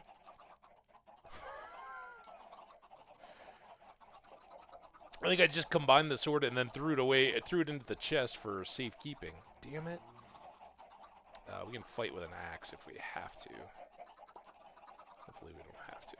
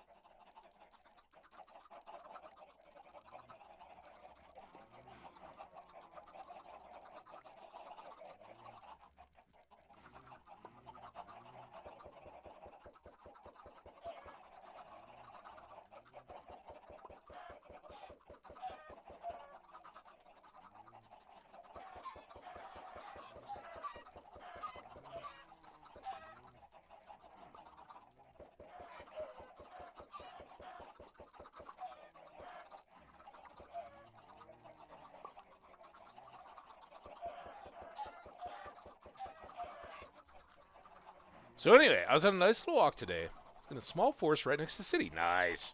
There's also a field with a path leading through it. In the past, that path never seemed interesting me, but at night, under the moonlight, it was something different. Sadly, no UFOs or skinwalkers. Hey, dude, I'm with you. You got a little Robert Frost. What is it? I don't know what the name of the poem is, right? The two paths or whatever. That's beautiful. I love that. Winter, like, you know, I think at this time of year, all of us are kind of like, all right, winter can be done now. I'm good. but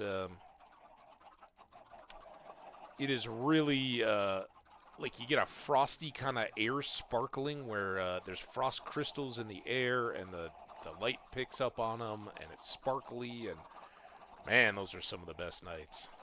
Cool, chilly, right? It's got to be chilly because otherwise the frost doesn't show up. Sometimes it'll be a little foggy at night. Oh, that's awesome too.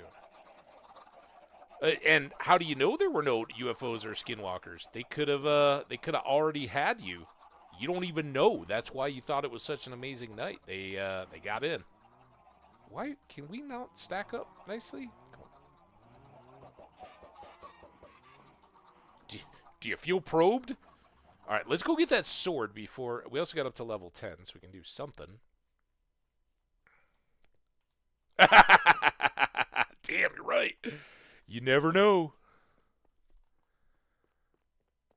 But I'm with you, man. That sounds fantastic. Little evening. It's been too nice during the day here. All my walking and that has been daytimey. But even on the little like ski vacation stuff, walking through the town along the river at night was beautiful. Go out, and especially when you get out away from a city and it's dark and you see so many more stars. All right, first of all, stupid. Second of all, I need both one of you and one of you, and it's stupid not to already just start on the sword. Okay, maybe we won't start there, though. What the? Oh, listen. Fine. How about, some... I think these are all going to be expensive, too. There we go. Wait, do I already... No wonder it's so cheap. Yeah, we'll let you put on more unbreaking. There we go. Only 2? I got mending pants.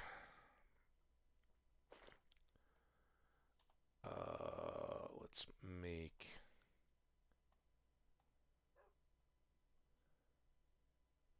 All right. Can we get on a mending book on that for 5?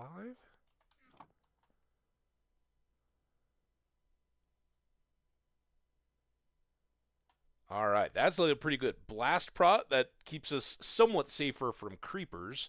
Respiration is great in the water. Aqua affinity makes our tools work better. Unbreaking and mending. That's pretty good. Am I missing anything on the helmet at that point? I don't think so. Also, what about my boots? Jeez. Listen, I know I want to remember that I have to enchant things, but... All right, we're back down to 2 levels. So now we can go do cows. Well, Colorado, the mountains have lots of spooky, because it's all mountains, mines, and all that kind of stuff. So there's lots of kind of ghost stories and stuff. I don't.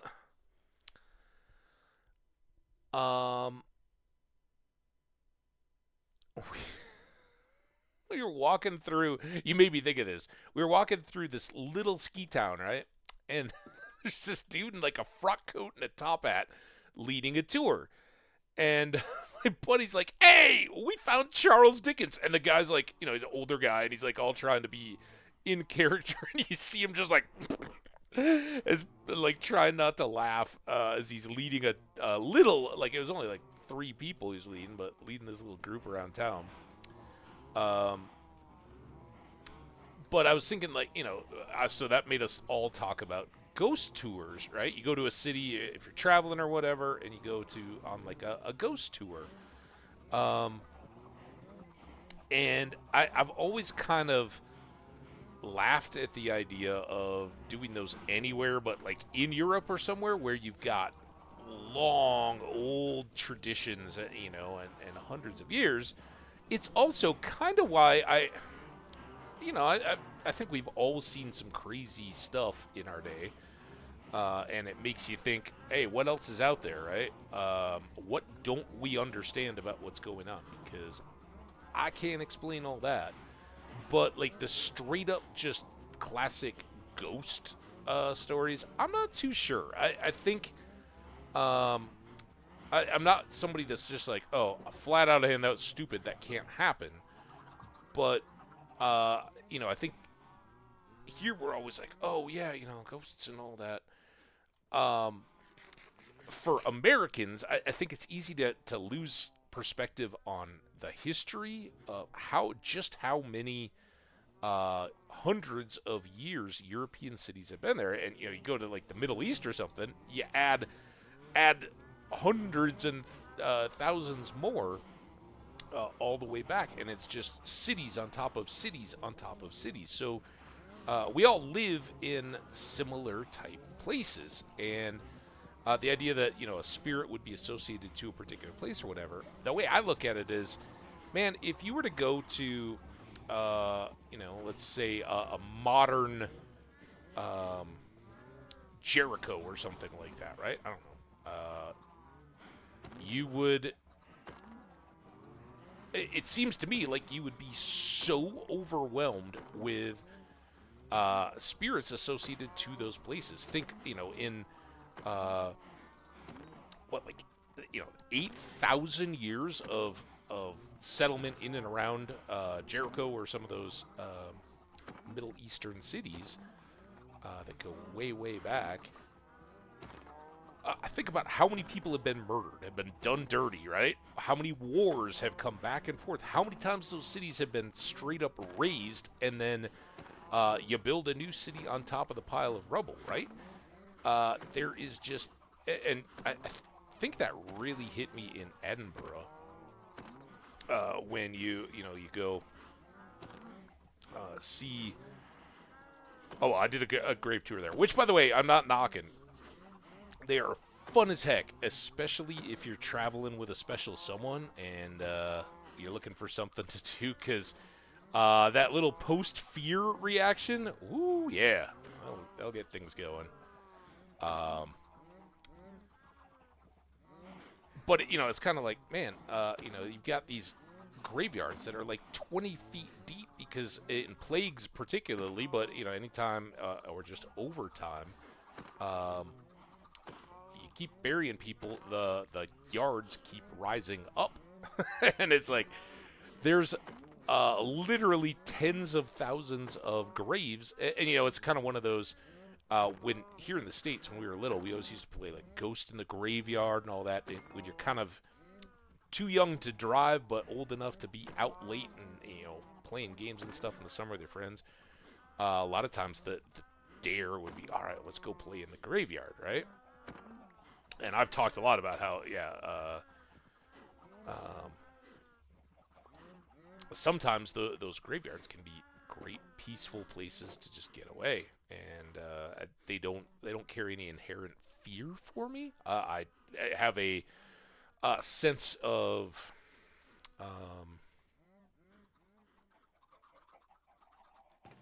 respect, I think, or purpose about me when I am there. I try not to be disrespectful, but for a lot of people, that turns into this idea of, oh, don't step on a gravestone. A lot of times a little individual grave will have a headstone and then like a little fancy thing around it, or you'll just have a slab that kind of goes out on the grave, and people get all, oh, don't step on it. And I remember in Edinburgh, there's people walking around, being all careful and stuff, not to, which you should, right? Don't disrespect gravestones and markers and things like that. For one thing, they're really freaking expensive. Like, if somebody's gone to the trouble to commemorate a lost loved one, just go in and be jack wagons and dumping that stuff over. Just, look at me, I'm such a badass, I knocked over a gravestone. Like, if that cracks or something, then those people are out like tens of thousands of dollars. That's totally, and you're straight up disrespecting the memory of a lost loved one. So, kind of scummy, I think. But anyway, how did I get? Oh, so I don't have much of an issue, but in Edinburgh, there were people that were like walking around and being very, very careful to not stay. Because he's like kind of leading us through it, telling stories and all that, getting people all in the mood for the setting and the tone and all that. So lots of ghost story stuff there. And as they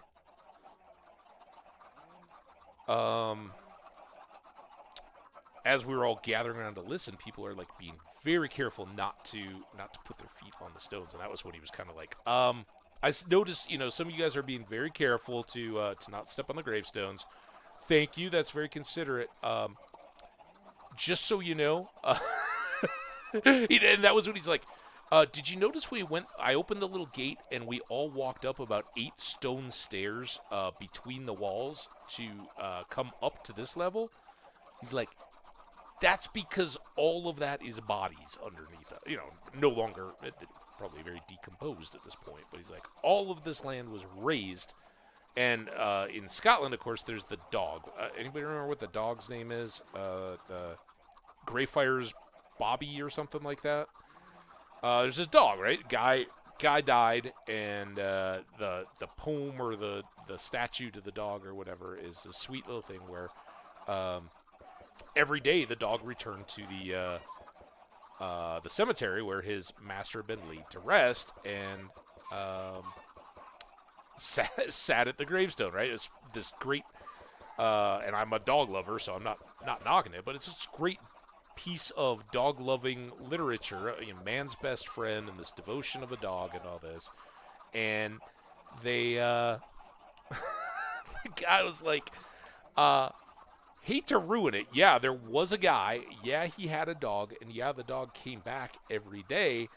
The dog came back or stayed here because nobody else was taking care of it. And in a graveyard like this, just like rocks in a field, right, with a winter freeze-thaw cycle, rocks get lifted by the ice up. So, a field always grows rocks, right?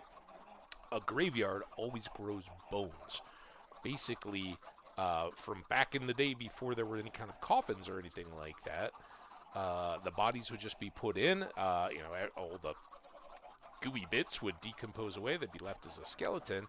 And eventually, the bulkier bones, like a shoulder blade or a thigh or whatever, would lift up. So that's, in many cases, that's why there's little high walls and wrought iron gates and things around a graveyard. A little bit keep out the Dr. Jekyll and Mr. Hyde grave robbers and all that kind of stuff. But it's really all about keeping animals and things from going in and digging as they're constantly kind of battling the process of loose skeletons, shall we say, rising up and having to be, and I think obviously, it's not a highly flaunted thing or anything, and certainly most of the stuff that does happen along those lines is going to be from long past burials, but it is kind of a deal. You got to stay on top of that if you're tending to now with modern coffins and all that kind of stuff. It's not nearly the same deal, but that's the same idea of being sure to bury things 6 feet deep. Where that tradition comes from is to keep not only the animals from smelling and digging down, but also from keeping enough of a soil barrier that things aren't gonna come up through the ground. All right. Well, on that cheery topic, did I got no? I didn't get rid of those seats. All right, you guys go. Come on over this way. Come on, everybody, come. Come on. Up. Chickens. Oh no. Oh no. You trapped me. You've done it now, chickens.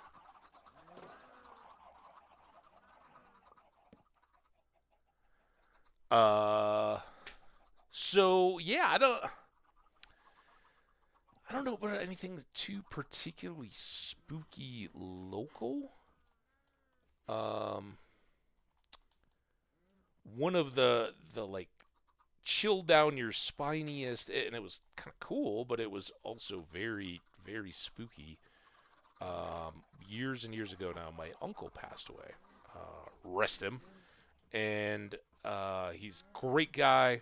We were, pretty close. Not, it wasn't like he raised me or anything like that, but we were very close. And I'd been out in Colorado for years. He was back with the rest of my family in Minnesota, and we didn't, we weren't like constantly exchanging messages or anything. But um, he'd been fairly young, in his 60s or something like that. Had issues with some joints and stuff like that, and all of a sudden, very abruptly, went very quickly downhill.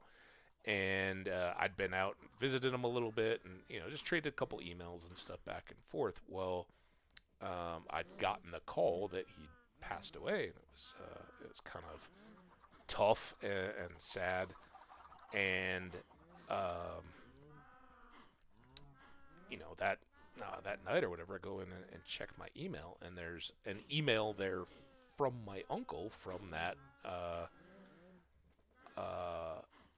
day, or whatever. It was definitely past the time, and I'd never verified with anybody what happened, but I definitely had that vibe at the time that this is kind of from beyond the grave type stuff, right? And it was a very nice message and all that, but it kind of gives you the willies when I just learned that this person passed away, and now there's a new unread message from them. That's weird. The other one that isn't exactly ghosty or anything like that, but kind of in the paranormal, I guess, world. Years earlier than that, so going back a ways, my folks had been out in the Colorado area, and we were, a lot of times when we get to spend time together, we'll go kind of travel, road trippy stuff, and we'd done, growing up as a kid, they were kind enough to take me, and a lot of times internationally and stuff, they've driven around, especially my dad in the UK, kind of showing me stuff. So when they'd come out here, I drove them for a big part of it, and then I think they were driving and took maybe they drove the whole thing. I don't remember. But they ended up taking me down to New Mexico, where I was going to meet up with some friends to camp. And the whole thing was pre-planned. Oh, we're going to meet here. My buddy had my tent and the big bulky camping stuff, and I just brought my backpack or whatever I'd been on the trip with. So I got to kind of say goodbye to my folks, wish them well on their drive back, and switch out to camping. Well, the night before, I think it was just that night, we just a nothing kind of motel in, and we'd ended up just getting a couple beds in the same room. So my parents had one, I had the other, and I was reading or whatever, and I dozed off and fell asleep. And immediately I popped up middle of the night, not middle of the night, but whatever. I think my dad was asleep as well. And I kind of pop up, and I'm like, what just happened? And my mom's like, oh, it was nothing. And I'm like, no, what are you talking about? What do you even mean, nothing? She's like, my slipper was at the foot of bed, and I just kind of stepped on it, and I fell. And I was like, it didn't, I don't understand. It didn't, what, did you cry out or something? I don't. I just knew, I was like, this isn't right. Something's not good. And my mom's like kind of wincing, and I was like, what? I was like, I kind of jammed my wrist as it felt. Well, it turned out she broke her wrist, and I'd done the same thing snowboarding. She'd in the dark of a hotel room, had her slippers or something at the end of the bed, stumbled over one, fell down, tried to catch her fall, and landed on her wrist, broke it. Well, I just knew. This is more than, just a go back to sleep, nothing. And I had woken up so sure that something wasn't right. And obviously it was just feet away, right? It could have just been the sound, but that was kind of the most trigger. Something just happened and it needs attention, kind of feeling that I've ever had. So that's all. Anyway, here's how badass my now aging mother. I mean, she does great, right? She's doing awesome, but this was a long time ago anyway. So the next day we got to go, and you know, I middle of the night I went got her ice. We got some Advil or something, Tylenol out of the travel kit, whatever we were carrying or whatever I was carrying around. Like, all right, take one of these, and here, let's get some ice on it. Kind of middle of the night, you know, and obviously her arm's not gonna fall off or anything like that. So she's like, I'm not getting dressed. I'm not doing anything like that. We'll just go. And so next morning, I'm like, look, I'll call my friends or whatever. If you gotta go to the doctor's office or check into a hospital, get it checked and set and all that, we'll do it. No, no, we're gonna get you to see your friends. She's like, don't worry about it, and she like uses her purse to fashion a little sling for her arm. So she sets this, you know, and it wasn't like a displaced fracture; it was a crack in her wrist bone. And skateboarders or snowboarders or anybody know that fracture happens to a lot of people. I've had it happen. All of us, a lot of us do. But she's basically, you know, got all the weight off of it by just sticking it through her purse and using her purse as a sling. And I'm like, guys, I know we're supposed to be camping, but my mom is saying that they're just gonna head home, and they straight up. We're in New Mexico. They're going back to Minnesota. For folks who don't know, that's New Mexico is south of Colorado, where I live. Between Colorado and Minnesota, you've got Kansas or Nebraska or the Dakotas, the kind of wide, long slates in the Great Plains, middle of the continent. And then you've got, depending on the route, Missouri and Iowa south of Minnesota before they can drive home. It's a 10, 12-hour drive, and they were going the whole way. And she straight up was like, she's like, it will make this vacation even worse. She's like, it'll ruin the vacation, and I don't want to go spend all day trying to figure out which local hospital is the one that our insurance is good for and all that kind of stuff. I don't want to have to go and sit all day to get it set, and you know, then if they're saying it's got to have surgery or whatever, they're just going to splint it, and then I'll have to have that all cut off and do the surgery or whatever. She didn't. She just wore a cast for a while, and it got healed up, but she's like, nope, I don't need to go to the doctor to get any fancy painkillers or anything. I'm gonna put it in this purse here. I'll have a Tylenol or whatever if it gets really bad, but I'm just gonna be sitting in a car anyway, so I might as well. I'm like, you're crazy, but all right, tough. We need to get steaks.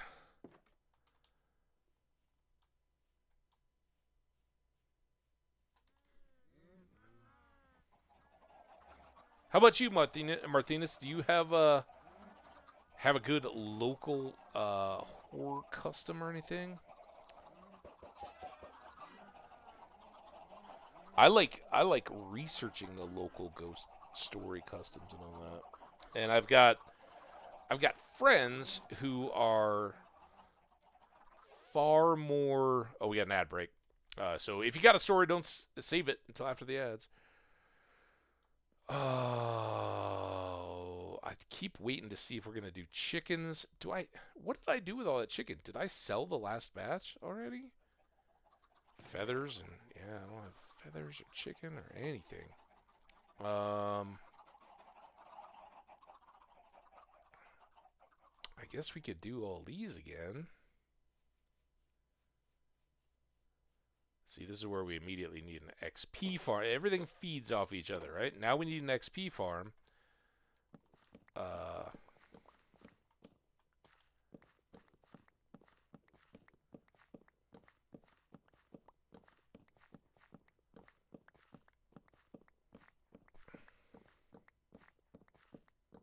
Second boss fight? That's a spooky, scary legend? I'm confused, man. Wither?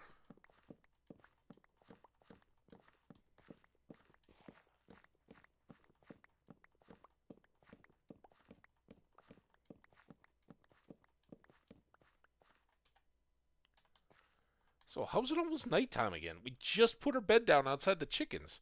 I guess I was talking. No, I'm dying to a boss. The final. Oh, Final Fantasy 14. All right. Well, don't let me distract you then.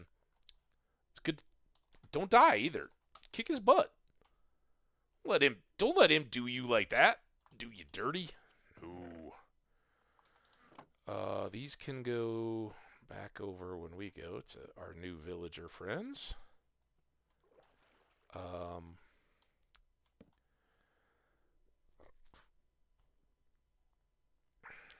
Oh, one sec, boss fight. I got you. I'm so sorry. Don't die. Uh,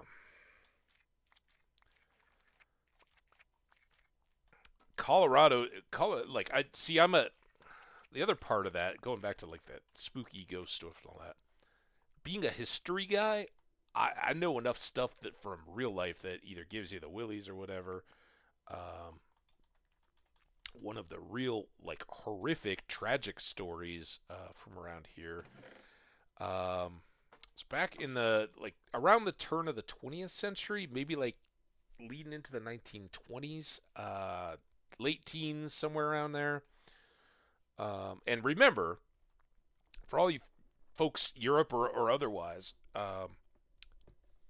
Denver's really not that old. We're coming up on in 2026. It'll be 150 years of statehood, and it didn't take Colorado long to go from nothing to full bore uh, populated state and well, lightly populated but fully official state.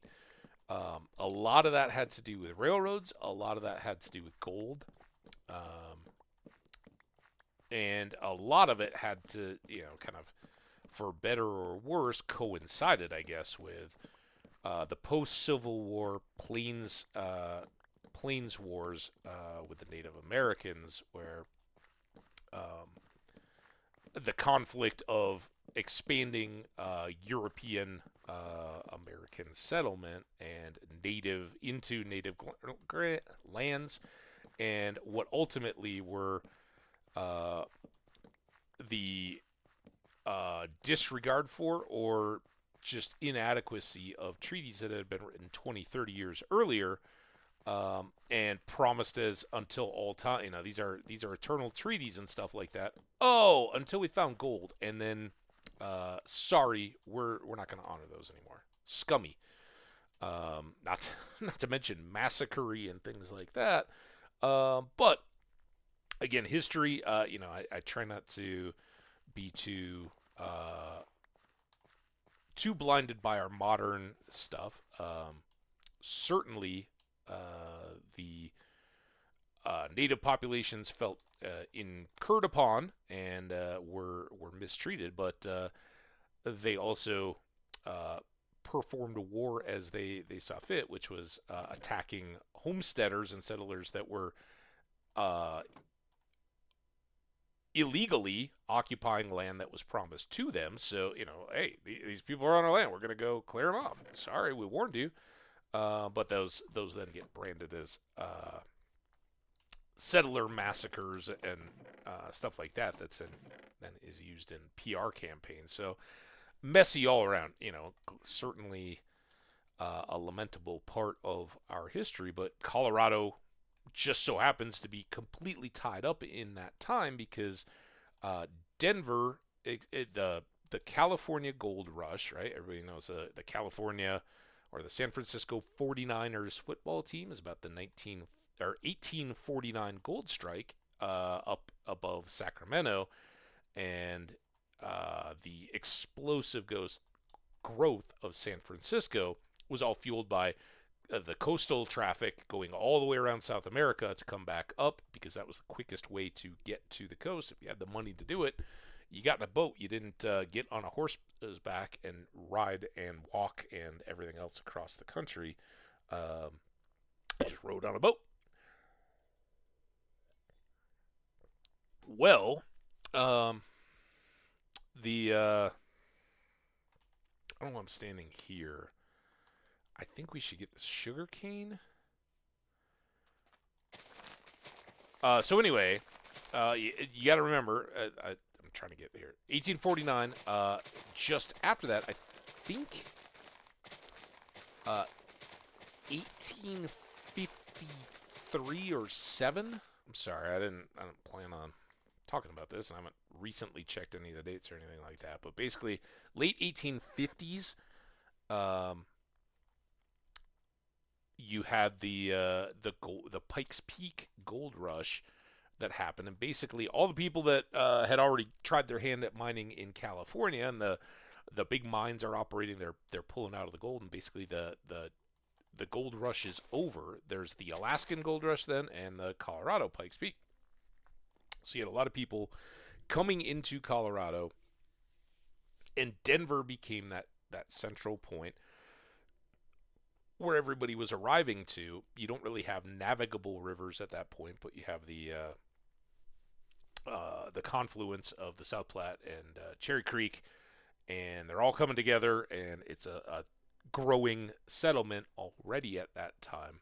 And then when you have the railroads arriving in the 1860s, they while the transcontinental is going up through Wyoming and across into Utah, the rail lines going north and south from the long-established Santa Fe community and the rest of New Mexico and up on into Montana that facilitate all the beef packing industry and kind of replace that cattle drive culture with have a stockyard, load up the cows, and the big Chicago stockyards are all getting fueled from Kansas City and Denver, where all the area ranchers cattle drive towards, get those cows onto trains, gather them up, and send them out east where everybody's hungry and wants burgers and steaks. All right. So, it doesn't take long, right? We're only 30, 40 years after that.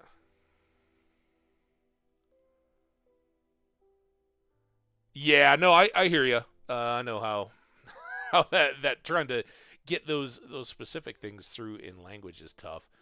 Um, yeah, and we don't.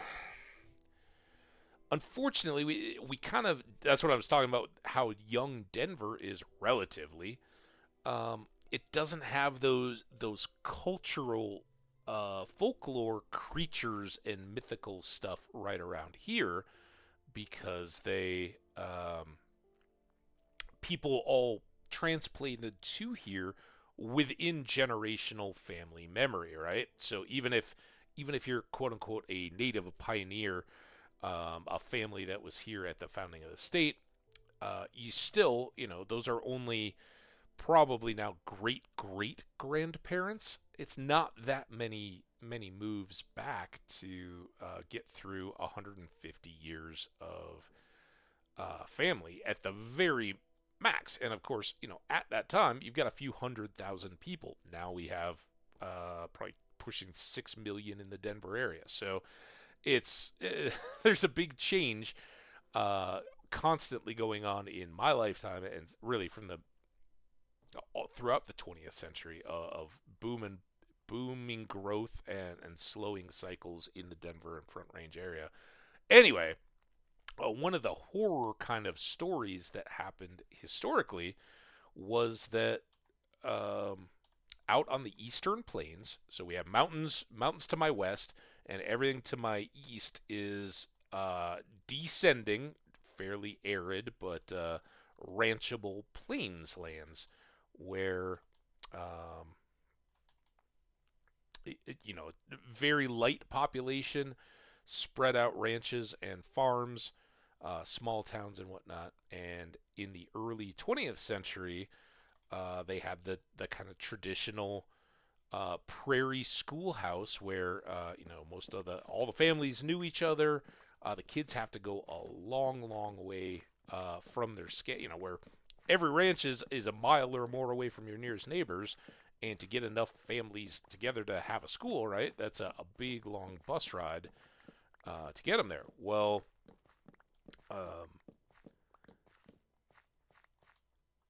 this school out on the plains was again a couple small towns kind of divided it up, right, and all the various families, and they had a guy that drove the school bus, and it was very rural and a very long way between all the various houses and farms.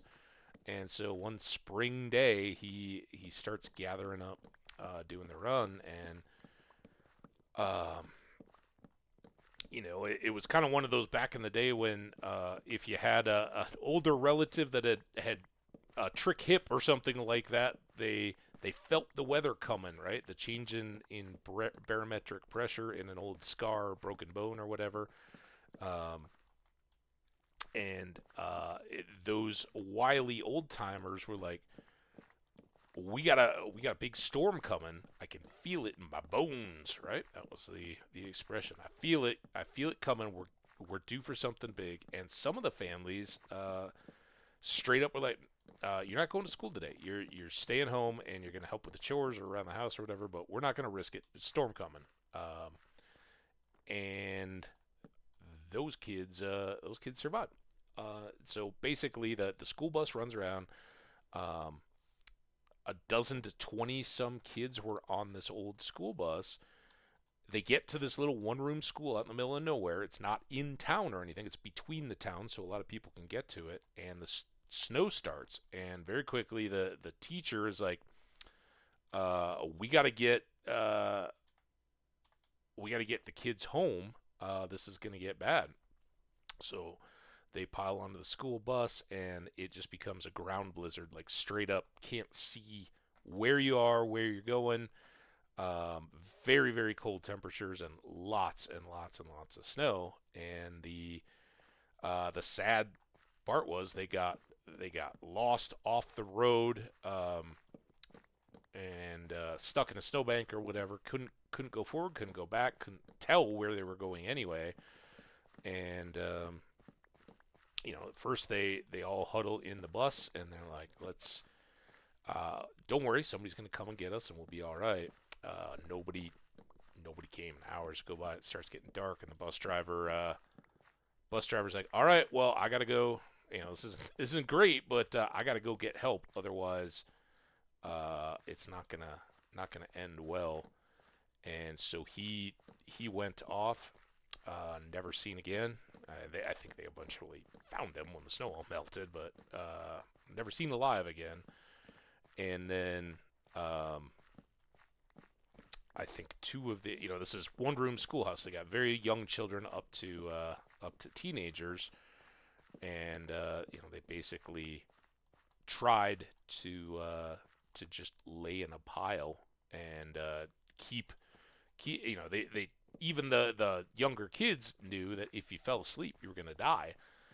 So they all tried to keep each other awake, and slowly started, people just slipped away on them. And eventually this was like a day and a half that they're no contact, stuck in this bus, freezing temperatures, and not it's the day started mild, so they weren't like bundled up for full on winter. It was like spring. And um, ultimately they were all just so tired and so miserable that they kind of just made a pile and went to sleep. And quite a few of them fortunately did survive, but they were horribly frostbitten, and it was some of the first times that people were successfully saved limbs and all that, because the families knew how to um, slowly warm up their limb, not just like put them right in front of a fire, but slowly use like ice water and things like that to bring heat and circulation back to the fingers and toes and limbs that were full on frozen, and get them back. And this was newspaper and newsreel kind of time, so the kids became like national celebrities, the ones that had survived, and the ones that didn't were kind of lost heroes. And but that was just horrific type things that happened out here. It was a tough life. Certainly can still be. All right. Anyway, Um, I feel like some sort of mystery feel is missing in our country. There's not a lot of nature left. Lights are everywhere. I think America might feel more mysterious, but that's something I think of because creepy stories on the internet. Yeah, yes and no, I guess. As I remember, I've never heard something mysterious or creepy from like parents or elders. The only exception is vodnik, drowner maybe. Translator says waterman, but that sounds weird. It was told to us because parents didn't want us going near a pond. Yeah, in the garden. Um, I guess yes and no, right? There's especially from the internet and shows like the X Files or Unsolved Mysteries or things like that. We have a lot of space with undrained swamps, and I think most things now are pretty well explored. People have been there. You got satellites and GPS and all that. People can get to wherever they want to go, but um, that that idea of getting lost, and I think for modern people, a lot of people aren't very acclimated to being alone in the wilderness, and that can be very intimidating at the least for people. Sorry, I got chat over here. Um, Very intimidating for people to be out into the wilderness, and you kind of have that jumping at shadows type stuff. But a lot of those internet and TV legends and all that kind of stuff come from local small town communities when they're I think the isolation is what gets a lot of that stuff cooking. Um, and you're right, it very much comes from that idea of um, the idea of Hansel and Gretel type children's tales that were designed to, kind of scare them straight, right? I know that was a different thing about some Bible camps and people's lifestyle choices, but it's you do have to. I'm not a parent. I can't speak to this with purpose, and I know it's probably less common now. Um, but yeah, it's easier to teach kids to stay out of traffic away from the road. Like they can't process in a way that relates to them that sometimes you won't hear a car coming and you won't it can be tough. You think you're safe, you think that there's nothing coming, but as a child you can't process the speed of how fast a car could be coming up and that you could get hit by it. So parents will say, um, there's stuff out there. There's something that will get you if you go wandering near the street, or like you said, a pond or a dangerous waterway. If you live by a big river or something like that, they want you to stay away so you don't drown. Um, and so they put a little fear, putting the fear into you, right? They want you to um, stay safe. So they hey, this is the way that I can make it appreciable to a kid, and that's how the kind of legends and stuff I think grow up as teaching aids. We had not so much of a story, but in my cousin's neighborhood, my aunt um, would warn us that if we were out playing in the front yard, there was a particular guy, and she just called him Burnout, right? And there was no, we were young, so there was no, oh, this guy, opioid crisis or anything like that. It was like this guy's burned himself out on drugs. He's a and this is at the time when like this is a good person, this is a safe person. You can talk to a policeman, you can talk to non-strangers, but you don't go around talking to somebody. And that was very much a person that was a bad person, a scary person. You didn't, and very much encourage that don't go talk to that guy. He's not right anymore, and we don't trust him to look out for your safety. So, as aunt, uncle, parents, whatever, just just stay away. If you see them, you come right back inside. You stay away. You don't have conversations, and they didn't have to get into what some of those bad things could be. It was just that's a bad person. If you see them, you know basically run. It wasn't like scream and yell and all that kind of stuff. It was like, but you don't engage. You come home, you get inside, and you'll be able to go back outside and play again. But you know, I remember still as a very little kid, there was this weird guy that walking down the road, talking to the trees. You know, he was probably had some very chemically induced mental health issues. What is this? I think that chest was accidentally placed when I was picking berries. I was like, what? Why do I have this here? I don't think there's anything in it. I wonder when that ended up there. Alright, chest. Bunk.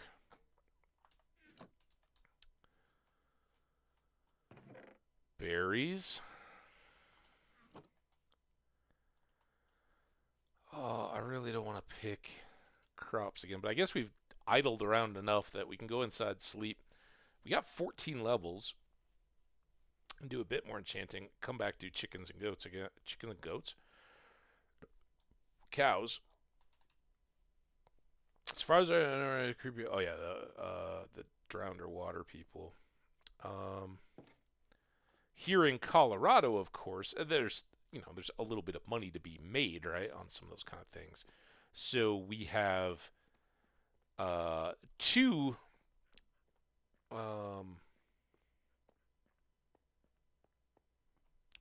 real types of I guess monsters or boogeymen type things in our area locally, and then more if you dip into the native stuff. There's more stuff here, but basically there's the culture and support for the idea of a Yeti or Sasquatch type creature in the mountains. I think you get that in kind of any mountain environment. And that's the idea that you have a partially evolved creature, right? And they remain unseen and undetected amongst mountain valleys and forests and all that kind of stuff, and are kind of out there watching you. Certainly, accounts vary as to whether that's a threatening presence or just a thing that is, right? So,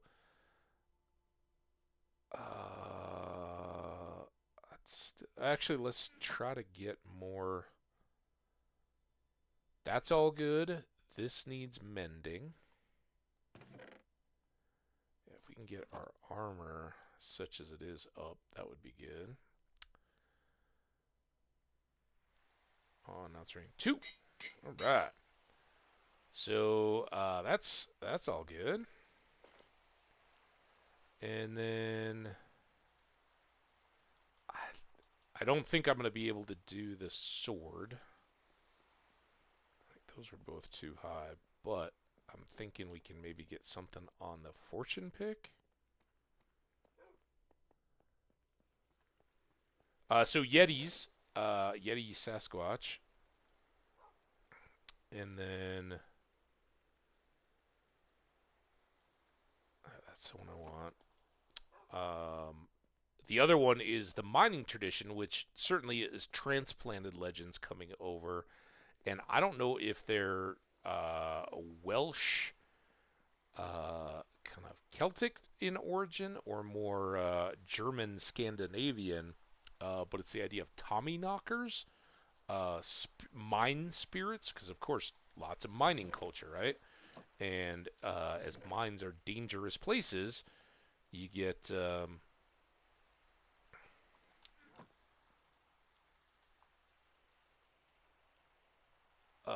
lot of stories that build up, and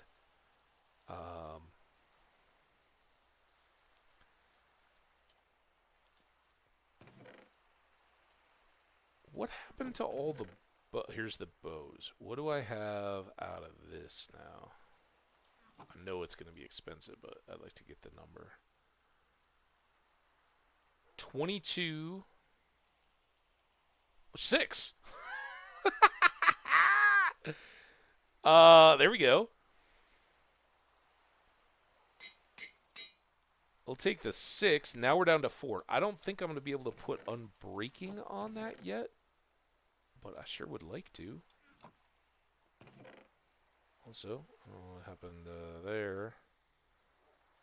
I'm trying to go here. Yeah, too much there. But we would like to get unbreaking on this too.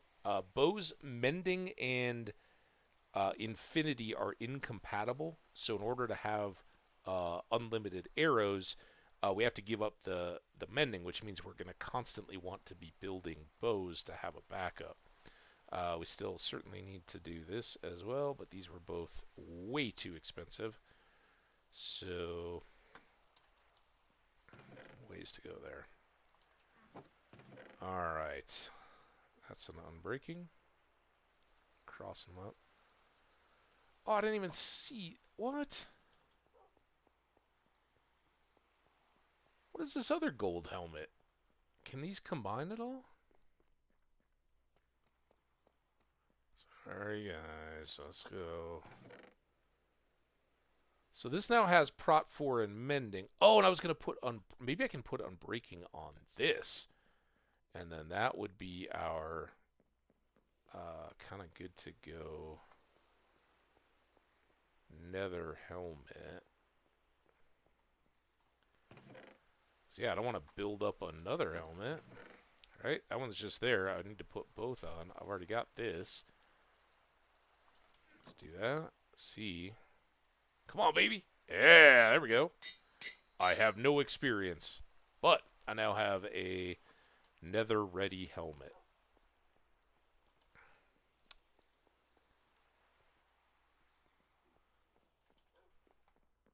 I should really toss that other one, or at least move it to a different chest, so I don't think I have to do it tomorrow or whenever we next are looking at this. We got lots of time though. We might still. I think we'd probably go back in for some more archaeology, but might be able to poke our head into the nether, see what we've got to work with. All right. Next up, I guess we want this rain to end. So we can go do feeding and chopping again. Damn it. But maybe...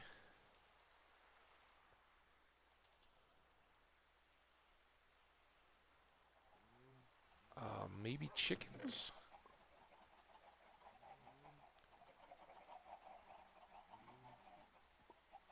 Also, let's get...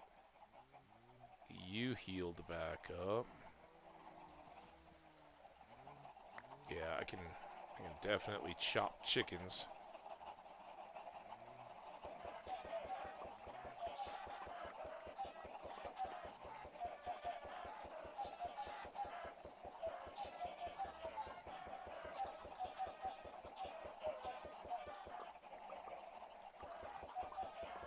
So many eggs.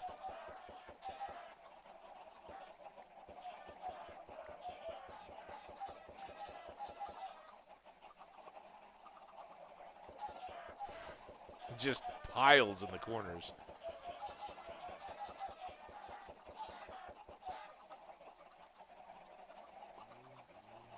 All right, maybe we're getting close to good.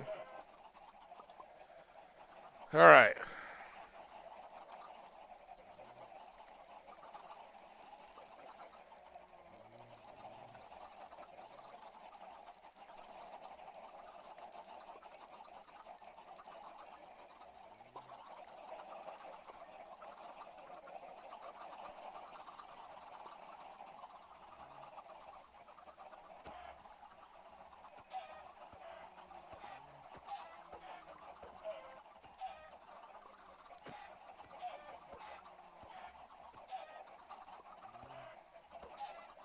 I've really decided I don't like Oh my god, what's going on? What? Damn it! Get in here. Come here. All of you. Get in here. Oh my god. Everybody back inside. Field trip's over. Come on. Everybody inside. Everybody inside. Everybody inside. Yeah, as I was saying, I've really decided I'm not a big fan of the chickens.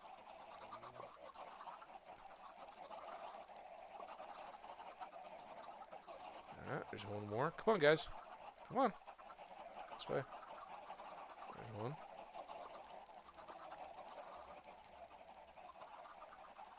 Alright, the rest of you all are so dead. So I don't know if that happened while I was throwing eggs or feeding.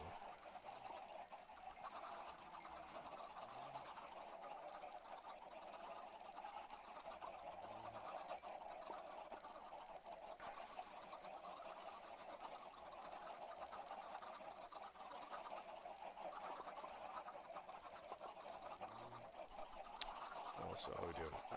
All right, before we do more there, I'm going to step away real quick. I know I haven't skipped any or hit any of the breaks, so I'll be right back.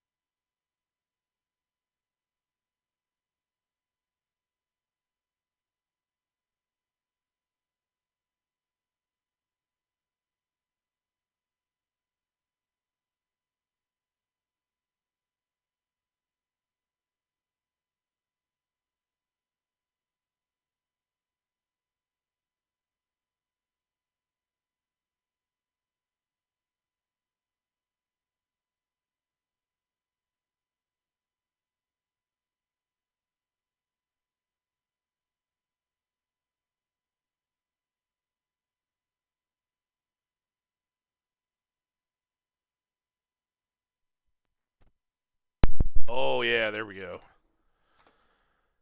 Oh, hope everybody's doing good. All right, no more. Oh, I almost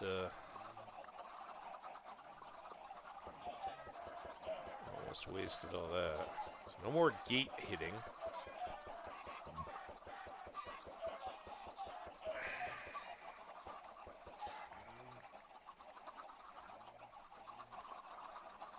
Feathers.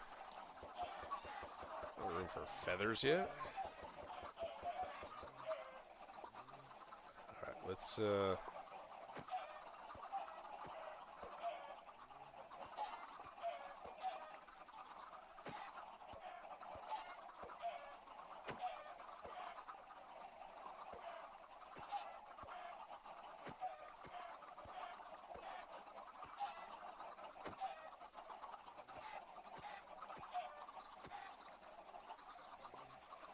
on. I need to chop. Oh, damn it. 10.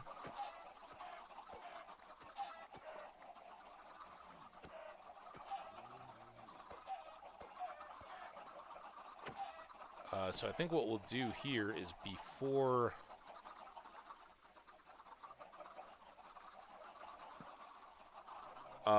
we get back to combining stuff, we'll probably go trade with the butcher and see if we can push that level up high. Right, that's good. I don't have mending there yet. We don't have mending on the boots.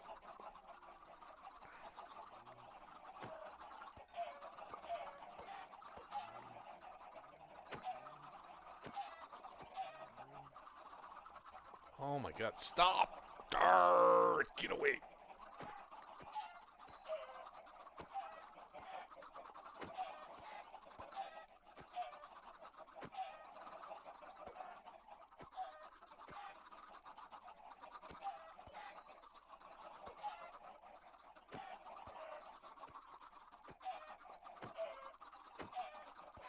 Ah!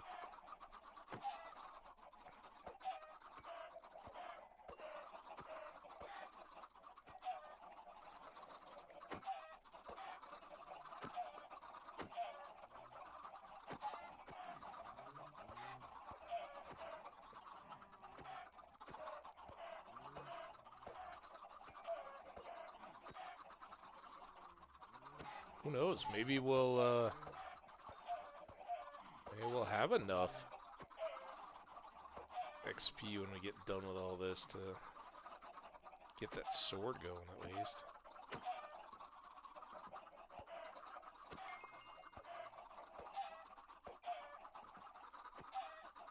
Or get the unbreaking. Oh, damn it.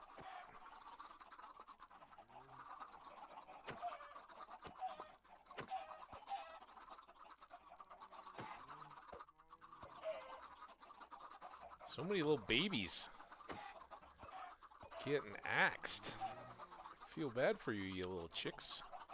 But you shouldn't push me or have your friends hit me in the knees when I'm trying to get root for you here. I'm trying to improve the quality of your life.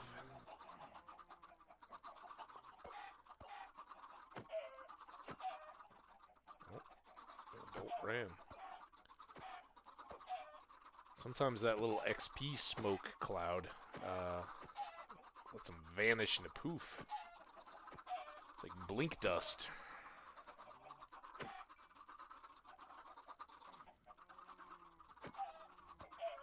Alright. 3, 2. I don't want to swing at one by a fence. 1. Alright, everybody go to the single adult. Oh, 2 adults?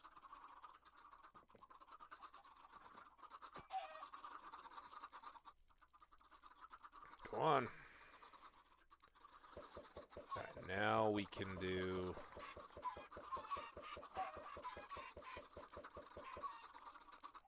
Oh, damn it.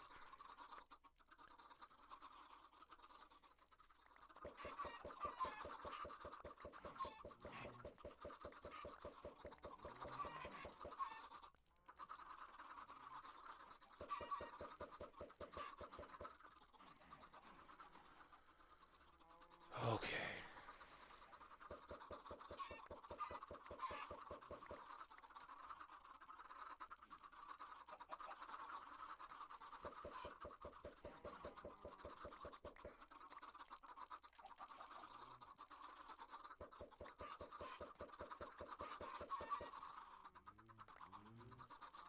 Almost through the madness. Level 16. We still got some chicken dispersal cleanup to do, and probably another cow feed after all this.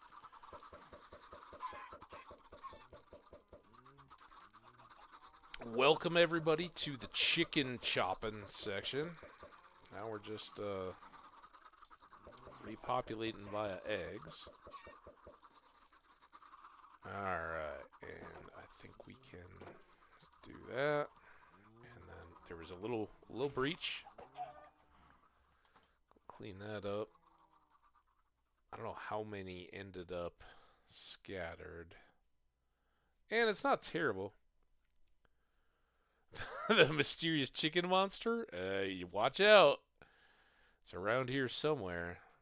These guys scattered it, and honestly, it's kind of okay. The problem with the chickens all over the area is that they leave the eggs, right? And then they clog up your inventory, and then you're like, wait, well, how did I end up with 2 eggs taking up the spot I needed? The mysterious chicken monster? Oh, it sounds horrific.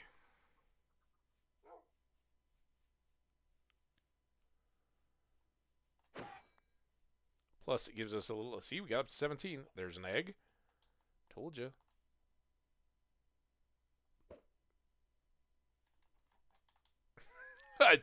Based on the pop of all the chickens there, I expect we hit the area. Something dark. Yeah, they and the wait, what are you doing running around? What's going on? How did you get out? Yeah, look at them. They and the mushrooms, they're from a dark place.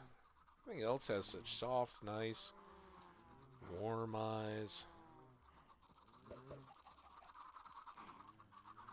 All right, let's get more XP out of the cows because I think 18 was the big boy, right? We just cleared these, so I don't think I need 2 stacks very much, but.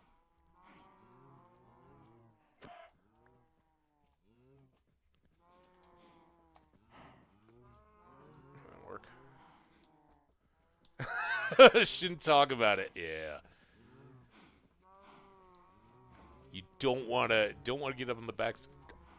What is going on there? You don't want to get on the bad side of big chicken. Big chicken. It's like the Voltron monsters when they all get together, unite. Oh, excuse me. All right, what are we doing over here, cows? Got up to level 18. That was the goal. All right, hopefully we're getting these chickens cleaned up. Skash, you should have been on it. I think Martinez definitely worthy of a pet. I think it's probably going to end up being a cat. I don't need this fortune axe now, so it can go back. We could process all that stuff, though. Why don't I have a single egg? See, that's what I don't like. I'm going to keep a short stack of wheat. With some more milk, I think we can make cakes. Let's do that.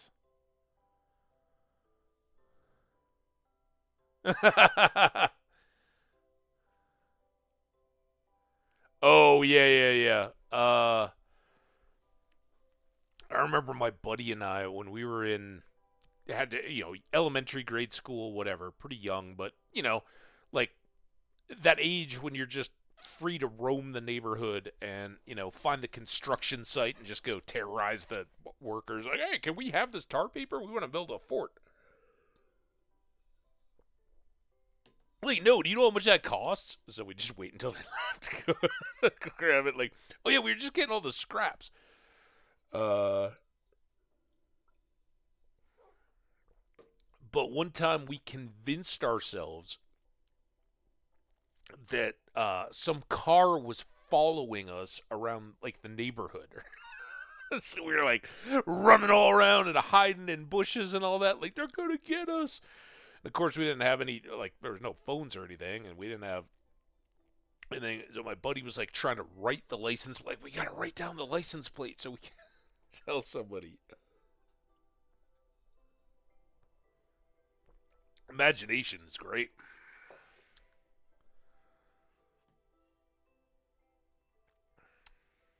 Oh, nice. A little mystery to figure out.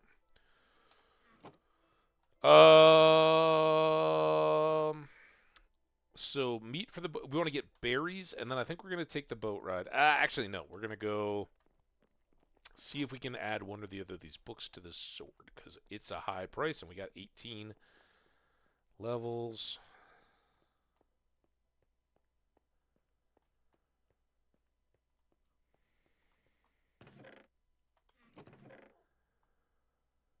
Um,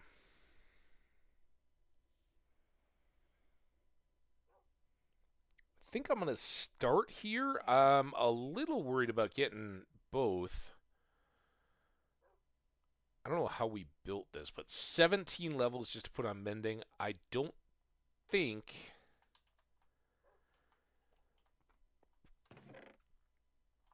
I think the unbreaking is going to be more.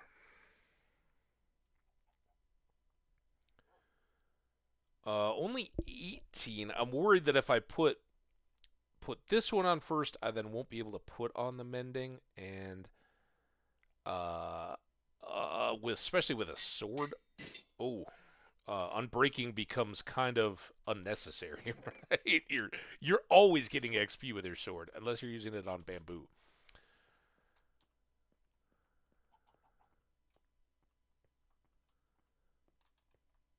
Yeah, oh, you're so right.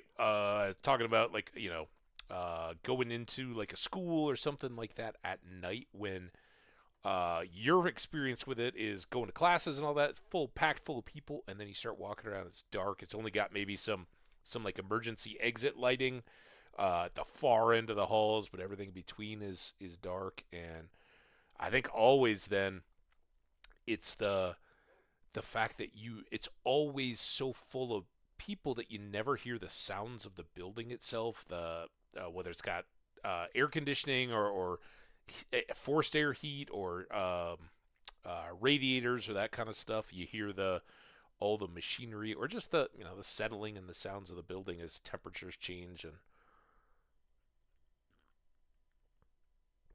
stuff like that. That could be real creepy.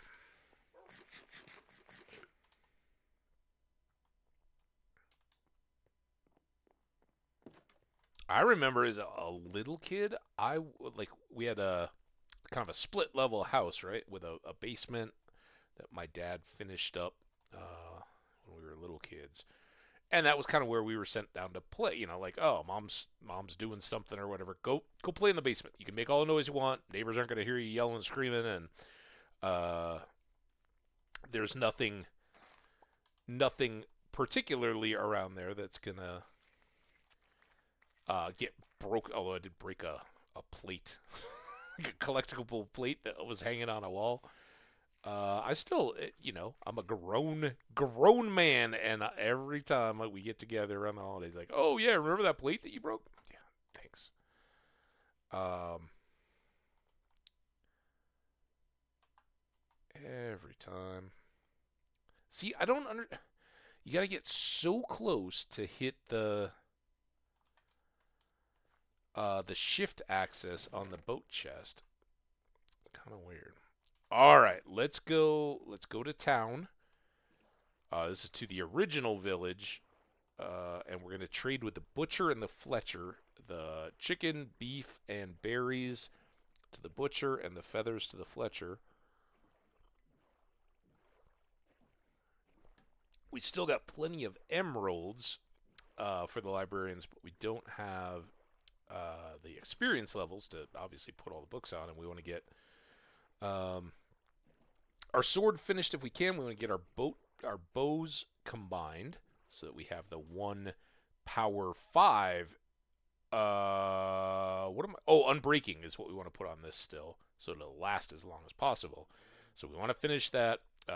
If we can, an unbreaking on here would be great, and then we want to move on to some of these silk touch picks, and probably an efficiency 5, right? Throw some mending on that so that we're carrying it around and keeping it repaired and don't have to carry as many picks in our inventory.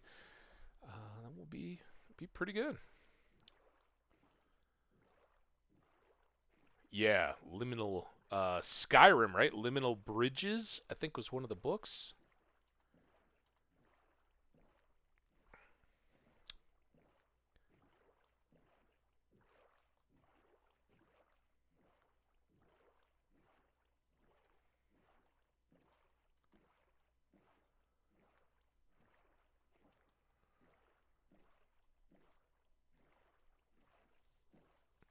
Man, I love that Skyrim lore. All the stuff built into the books and all that. That was so good. Because that really does lean heavily on localized legends and things like that they can incorporate into the game world. I love it.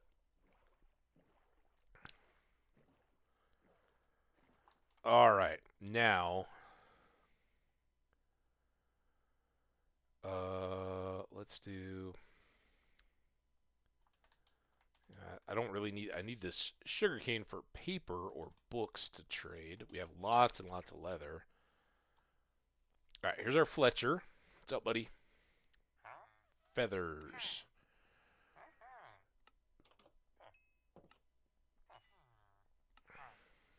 What's up? You, my friend.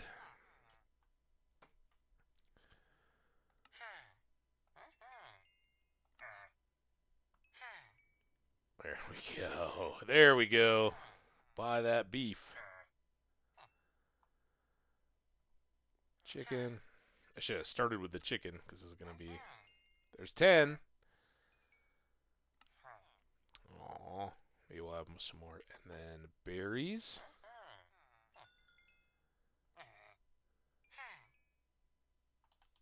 Okay, you're saturated there.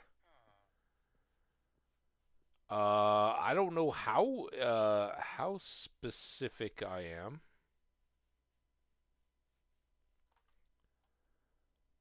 Is that like buckling through universes, or is it emotional ties to places?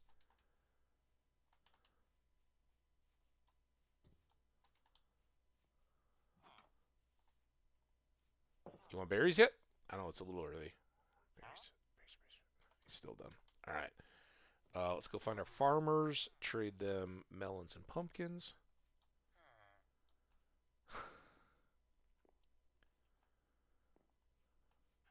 Stop it. Come here.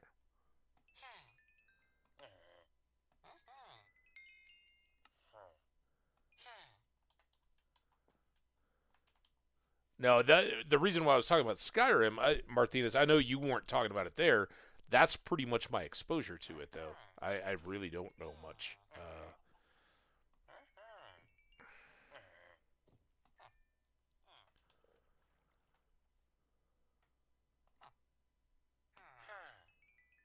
Oh, there we go. Look at us, 19.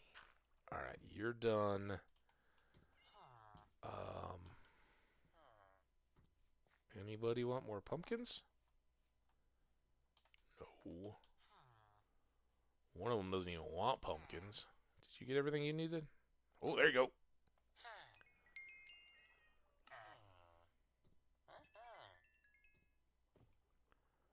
21. Awesome. I know it sucked spending all that time harvesting all those crops, but and most of the crops didn't really have any bearing, but the chickens and the beefs and whatnot, can probably sell that. That can probably make another stack of the Fletcher. Try to top some of these off.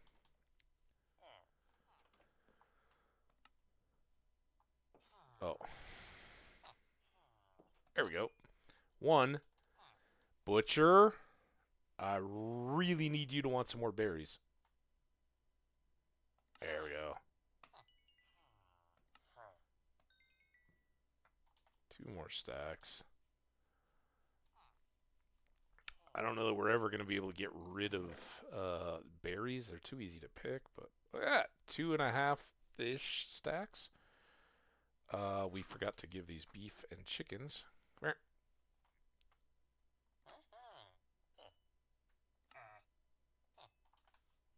Oh. All right, beefs, chickens. pumpkins and melons. And probably hold on to that. I think that came with the cows.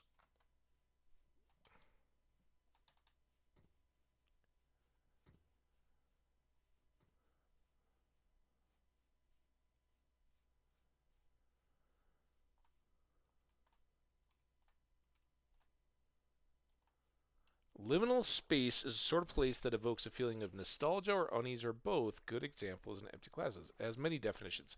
So I think my understanding of that would be, and again, this kind of comes out of the game stuff, but it's also kind of what I picked up YouTube and movies and sci-fi and all that, is that the idea of liminal spaces is that you're feeling something in like an empty classroom that you have a tie to, you spend a lot of time in, whether it's a dusty old attic, a sort of musty basement or something like that, particular meadow, right, that has an old gnarly tree, something looking over it. But like you said, right, it you go into that space and it kind of triggers a memory sense reaction, but sometimes it's pulling things that are beyond your own memories. You're getting um, a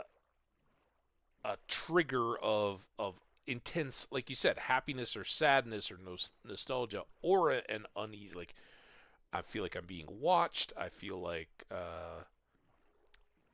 there's something that's I want to say like significant about this place, but more so than that, like there's something that's imminently going to happen, or something that has happened long ago that is imminently tied to this place.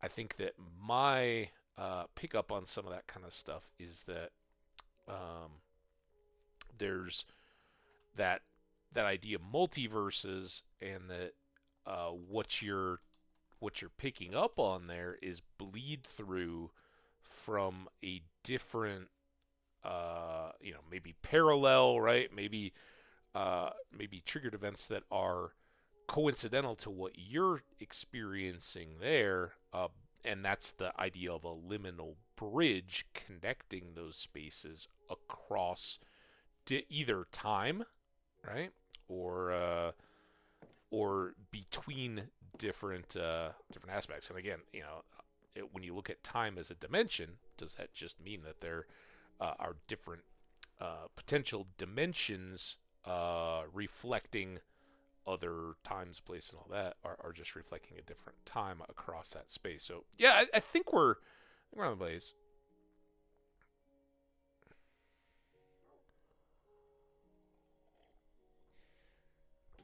Did I go off the rails, Martinez? Or is that the ad? I don't think the ad started yet. It's coming though.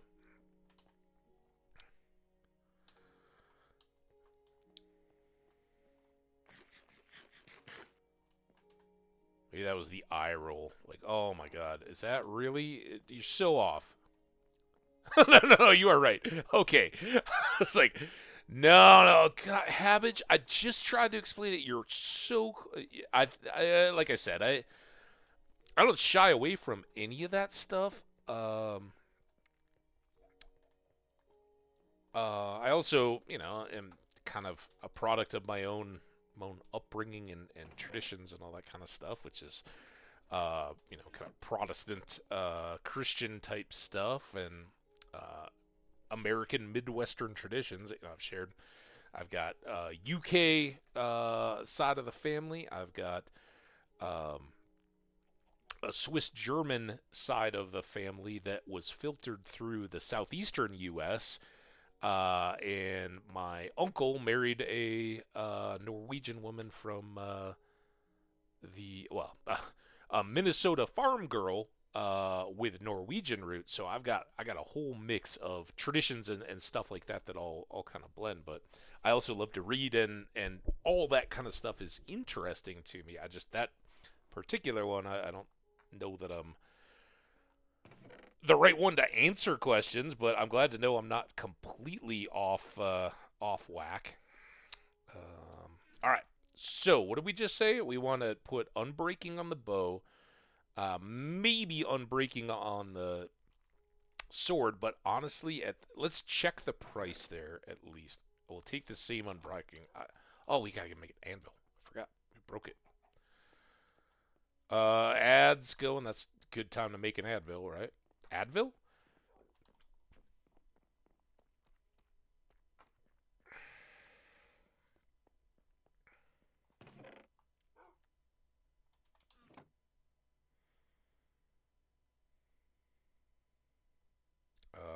Here, let's just do this.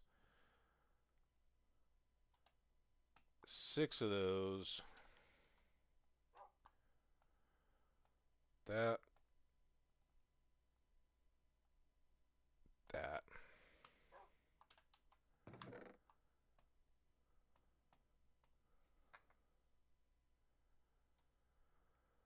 Okay. Now we can go up and place one of these, have a spare, so we don't have to run down the next time.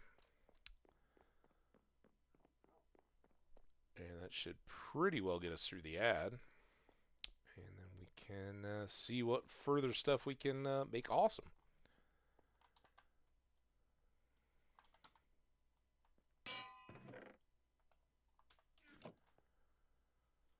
All right. We back? No, not yet. Coffee.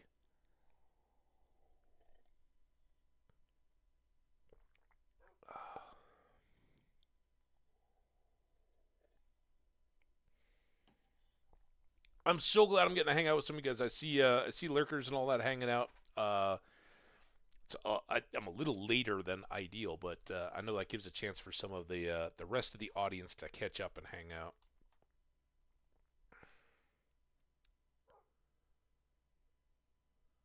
Are you?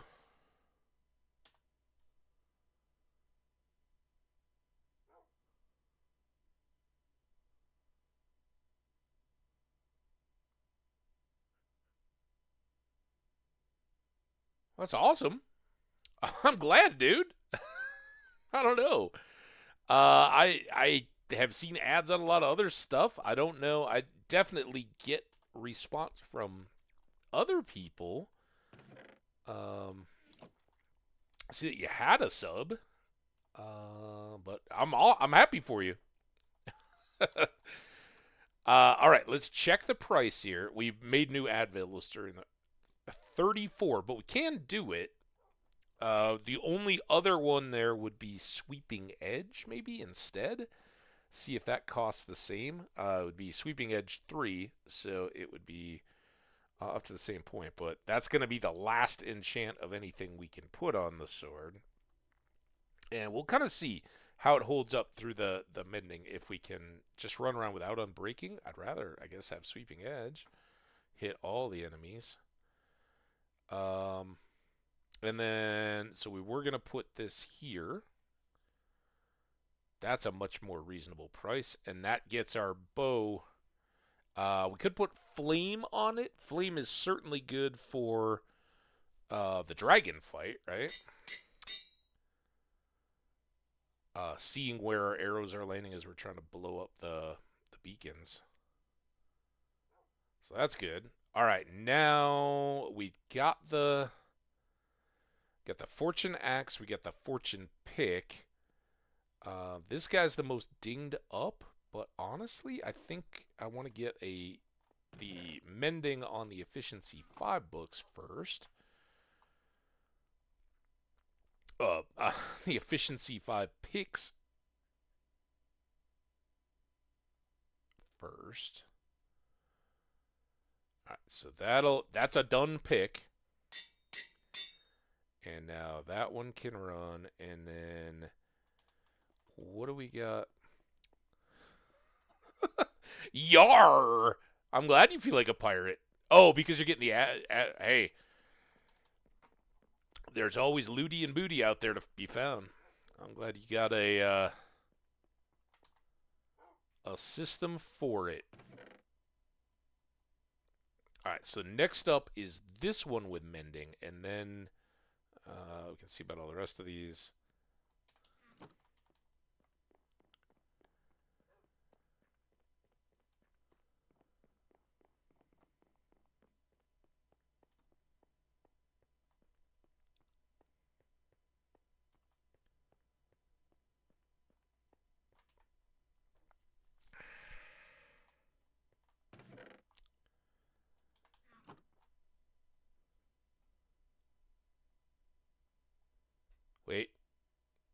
Yep, that's the one. Efficiency 5, Unbreaking 3, Silk Touch, and Mending. We still have 10 levels. I don't have a shovel yet.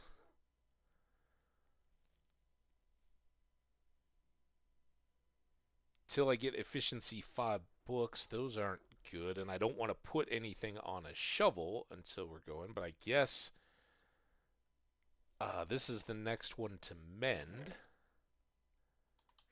The good news is almost all of these tools already have unbreaking, so I don't even need to worry about it. So now I can put this guy in to get it repaired up. This and this can be our carry-arounds, and I still got 7. Let's see if we can finish up our tools, right? Kind of feels dumb, but we got 4 picks, all good to go. I don't even need to worry about picks anymore.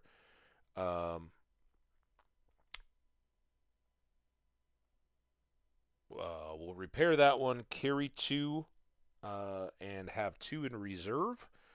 We still have a major deal on the boots. We'll look for a sweeping edge on the sword, perhaps. And I would like to roll tools to get 2 fortune 3s. In fact, we can look here. Even though we can't achieve anything. Efficiency 4.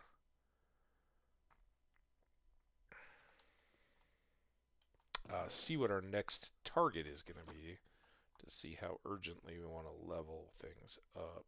Sharp, not sweeping edge. So nothing there, nothing really hitting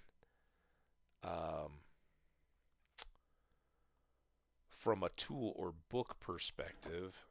The other is Prot 3, not very exciting. So yeah, we're kind of at a gap here. Everything but the sword has unbreaking, and of course our boots.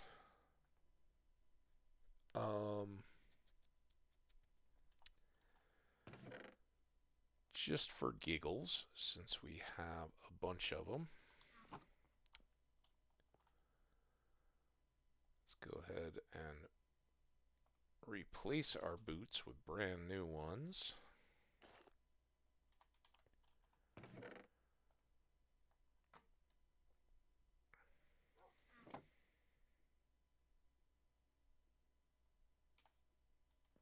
All right. Not too bad. That's all good. These can move over. That's getting stored.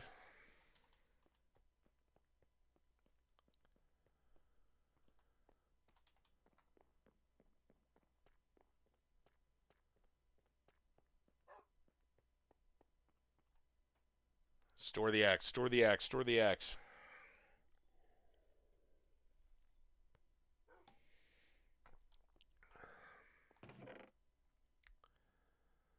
Pickaxe, of course. I'll store that. I don't need to carry it around. All right, so we're kind of down to our core of tools. Our processing pick is back to good. I got 5 levels. These are all good. That's all good. I was thinking about fortuning up these guys, but I think we can wait.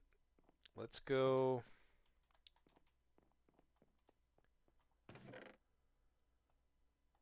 How this is gonna work? I kind of want to get back to a little more archaeology in our dig site, but I also kind of want to.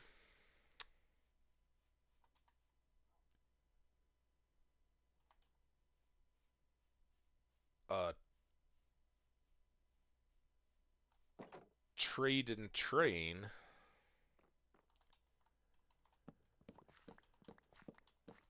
We can at least do these melons on the way back to... Now, Silk Touch on an axe is handy for the melons, right? I don't technically know. I don't know if anybody's... We've kind of played at sciencing it to try to find out, but I don't know if there's like a definitive decision on melons. If you're better off doing Fortune 3 and then trying to make new melons, or Silk Touch and just not having to waste the time and picking up all the melons that you've grown and being good. I usually default to Silk Touch because, for one thing, you can just carry around a Silk Touch axe and never have to worry about it. And then you got it for all your trees and leaves or anything else you might want to chop with an axe. Bee houses, bee nests, all that can get managed by your Silk Touch axe running around. But if you had full Fortune 3, you may get more slices and actually get more net melons to trade by using the Fortune. I don't know. I think slices are affected.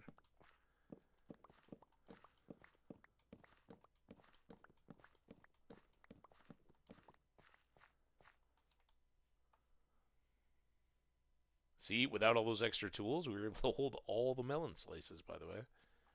Except for that one.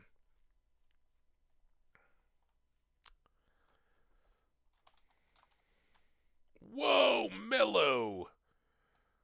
Yelling it. Get rid of that caps lock. I'll put that away. Almost a couple full stacks of melons.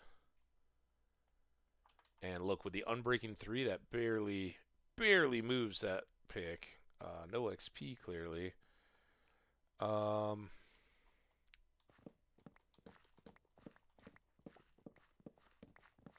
on, chop, chop, chop. Still love to get that Efficiency 5 and Fortune 3 going. Fortune wouldn't matter here at all, but the Efficiency 5 basically removes that hitch. You just move up and down the line, no problem.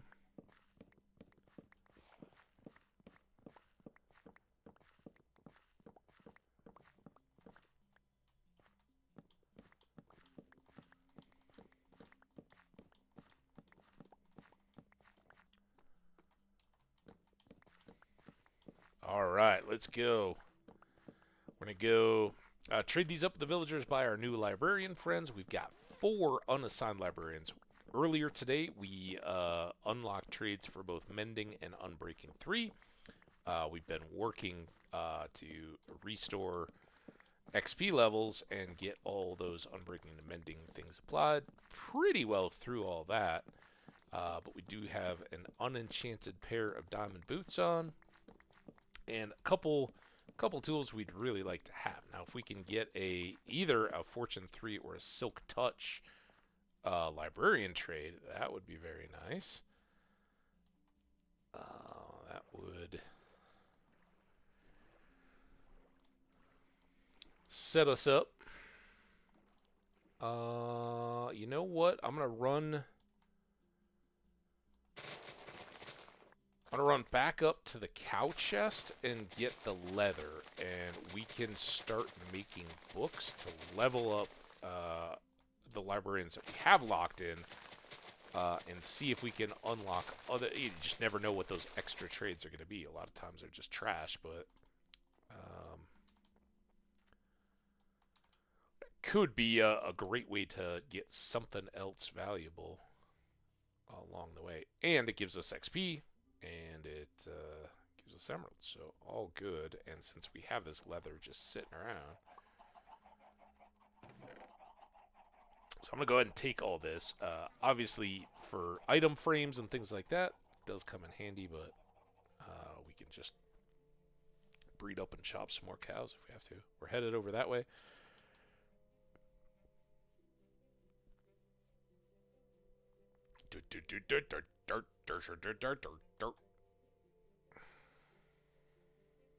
Oh, I left the boat over. Damn it.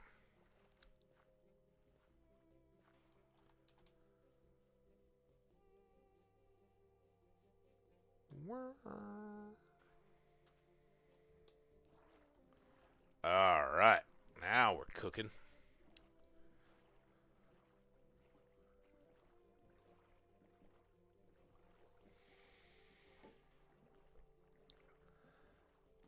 New Grand Tour was out, right? The old Top Gear guys getting a trip through Martinique. Is that right?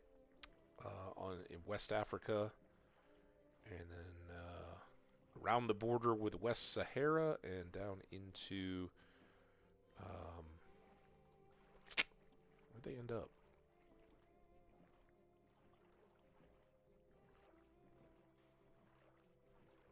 Wherever Dakar is.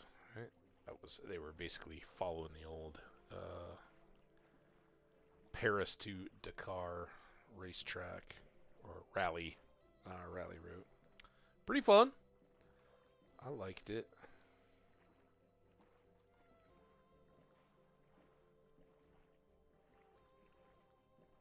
But it's funny, like one of the things they're like, oh my god, look at this train, and like the it's like seriously like 4 minutes at the beginning of the production is just watching this ore train going by where they're delivering their cars that they're going to use in the series or the special, right? And it's just going and going and going and going and going. I was like, man, it's only got 2 locos on it. Like, this is certainly a good sized train, but um,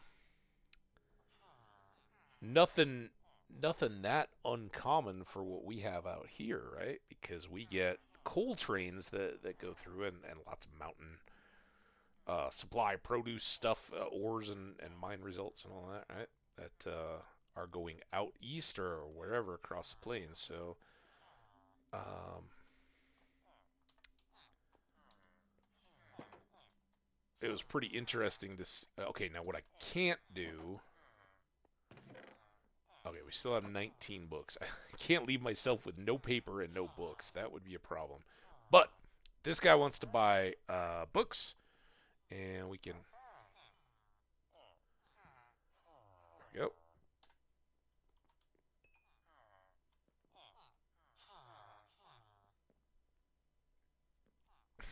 Well, we got it, but this one is very good. Infinity books are outstanding to have because, as I said, the bows can never have mending, so we will be constantly consuming up bows, having to make replacements. So now you don't have to look for that infinity enchant. If you can get a power 5 bow on one of the enchanting tries, um, you just throw infinity on it. Punch is nice to have. Flame is nice to have. All those are great. But infinity and a max power on a bow are the key attributes. So that's really good. Now he's leveled up. I don't know if this guy bought. Oh, he does buy books. Awesome.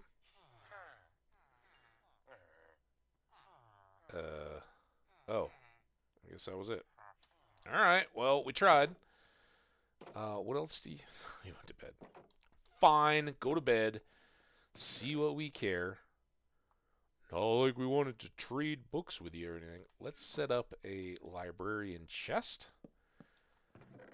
So we can keep some of these things kind of. What?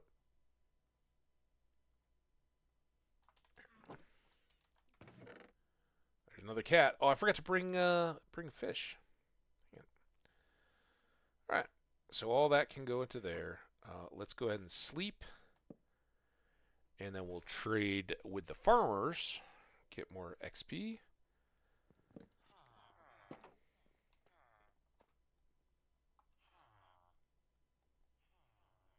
Swear it's so.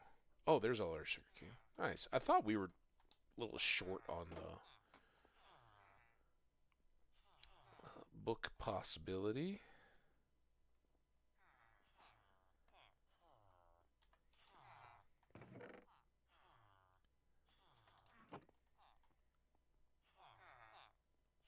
Where'd they go? There. Zoop. And zoop. And zoop. I don't know how that worked. I guess we had an odd number or something. All right. You go away. We still got 20 books to trade for.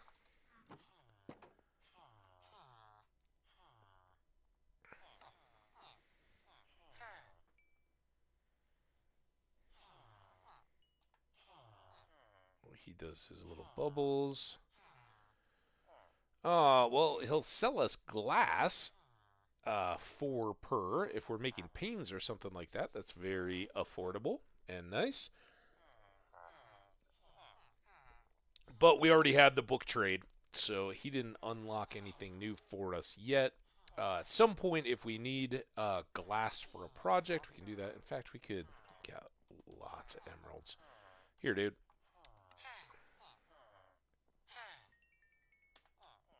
Come on. What do you got?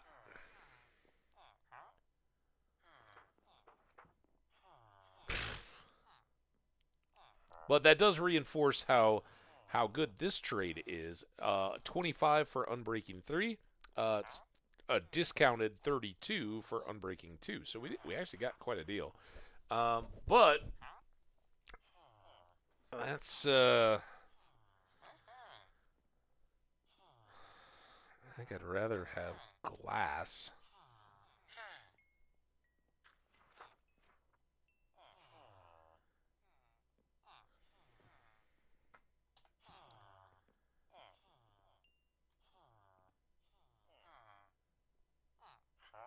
Oh, and name tag. That's right. So they do sell name tags now. I think we still have a few just from our adventures. You, my journeyman friend.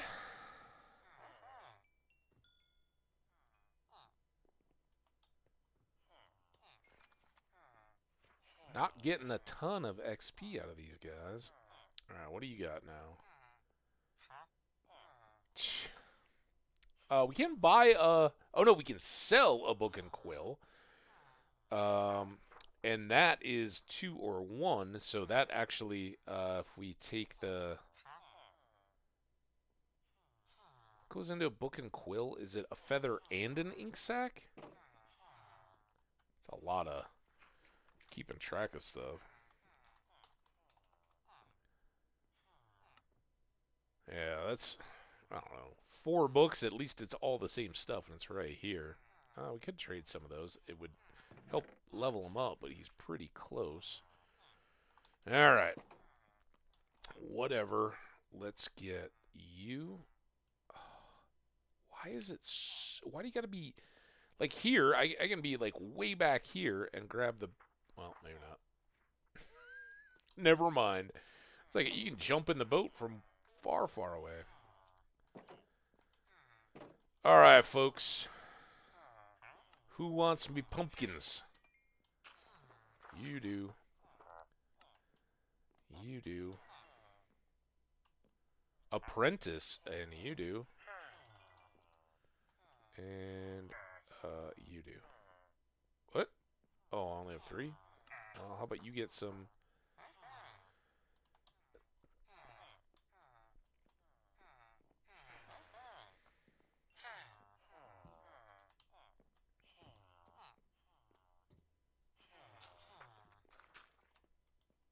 Are we all...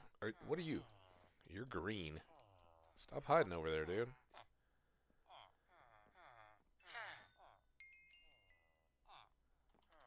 Level 10.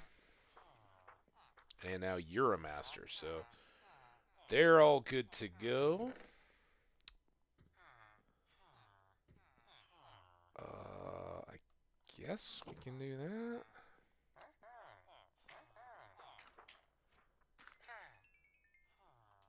Got us up to level 12. And anybody on sale? Come on, guys. I just loaded you up with stuff.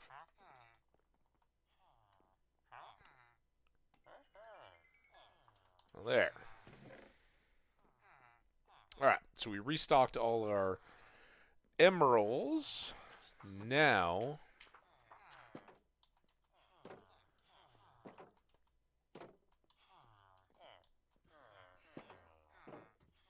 Hi! How you doing? You ready to trade? Let's make a deal. That's not gonna do it. Oh, I didn't bring extra lecterns. Alright, hold on before this becomes a deal.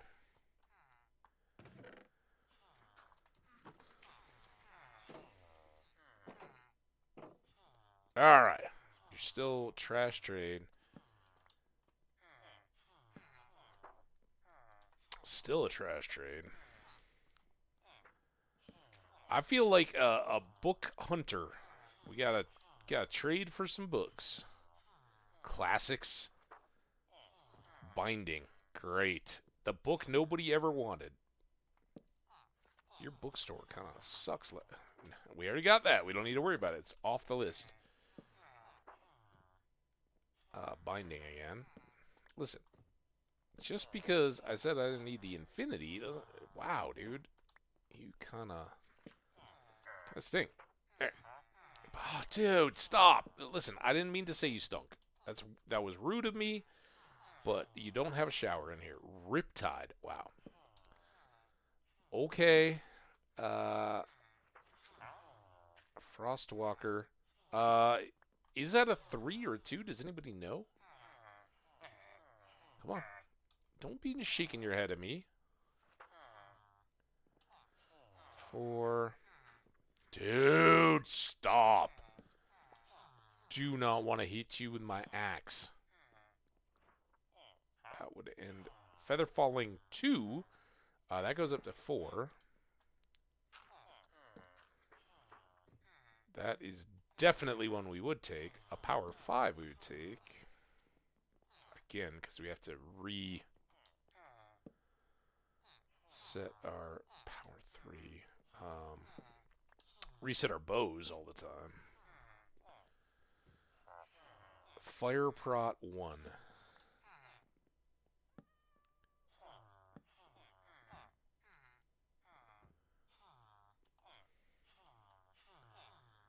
Does make me wonder, does anybody know how to interact with a lectern?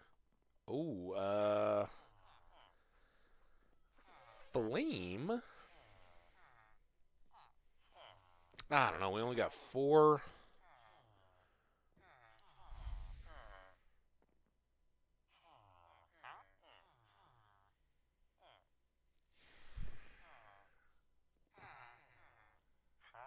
do you guys think? Anybody? Chat? We like flame? Do we want to keep rolling for better stuff? We still need Silk Touch, Fortune 3, both as priorities.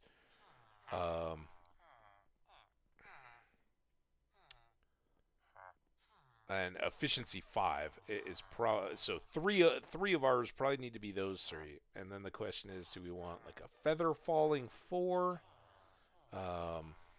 sweeping edge, but a flame goes on bows. We can always make more librarians too. Let's get it. What the heck? You, my friend, are our flame librarian. So now we can get a sign. And that was 16. I guess we're just going to have to remember that these go to this side.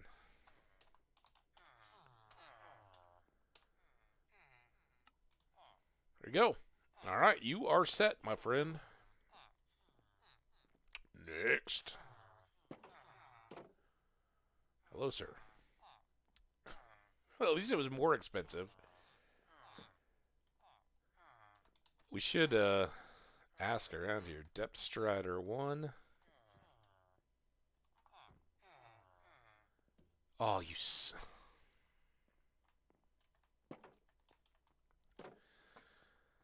I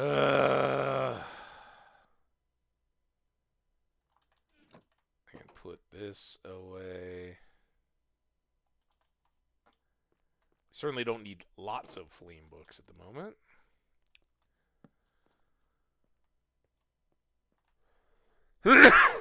Excuse me. Yeah, really, I should have really checked beforehand, seen what these other ones are offering before we start rolling, right? Because they might have a good one, and then if you go grab it,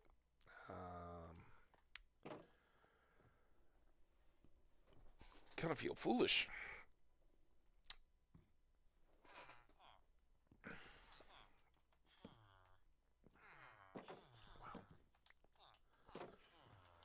All right, so we want to go find out what this guy has. Nothing. So I'm going to come back over and talk to you, sir.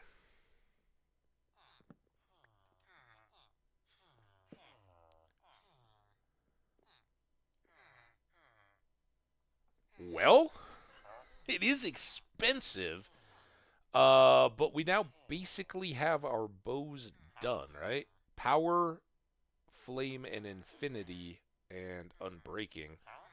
Well, we just buy a new bow when we're done. We don't have to worry about anything.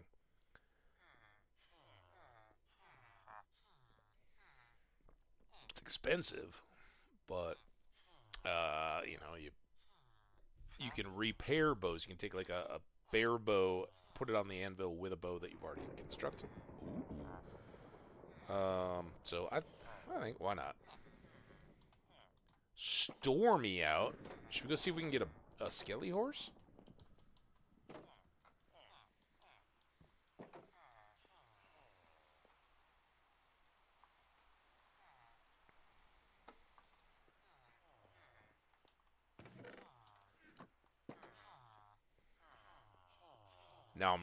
Now I guarantee we are gonna see Power 5 for a super low price. I don't even care.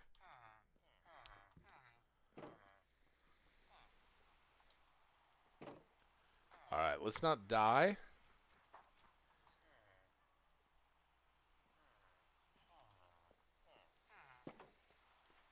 But we got a lot more juice.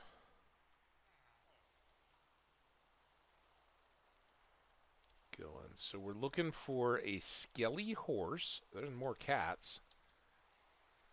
Just bopping around, and then if we walk up to it, we're gonna get the 4 riders of the apocalypse, right? Speaking of local scary legends, you ever see a skeleton horse?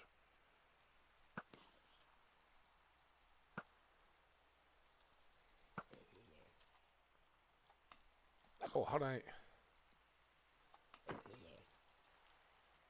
Look at them all. But no skelly horses yet. Oh, there's a creeper. Now, the storm can supercharge creepers, right? And I don't know, can we get ahead if we hit a supercharged creeper with an arrow? Or does it have to be with a sword and potentially with looting? All that. Oh, what was that? Oh, that's a Enderman that's freaking out because of the rain.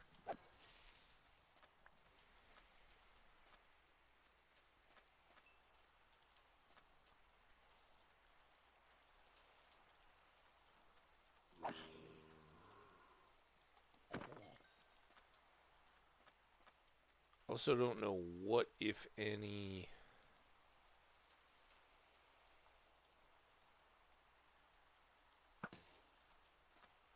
See, that's kind of a problem. If I just hit these guys... Oh, God!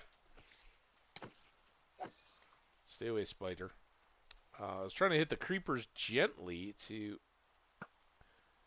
kind of soften them up so that then we could try to get some discs farmed.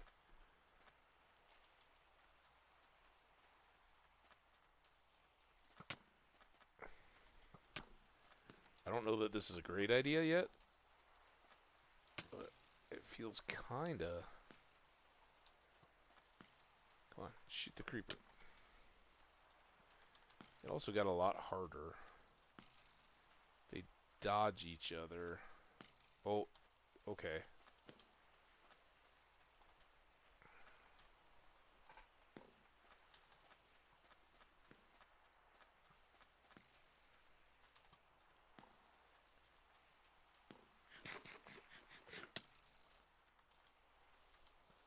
You shot that creeper yet?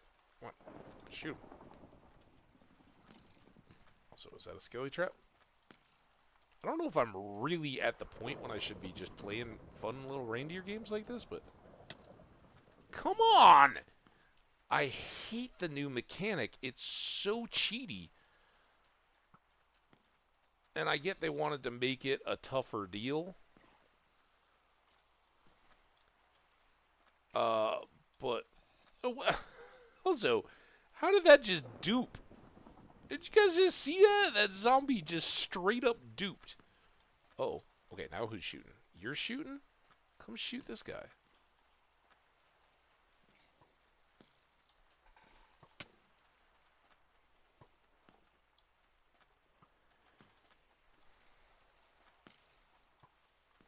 Like, they will seriously,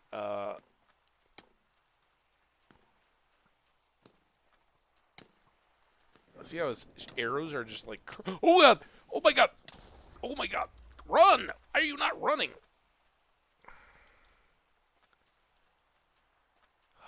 Skelly Creeper games used to be way, way better.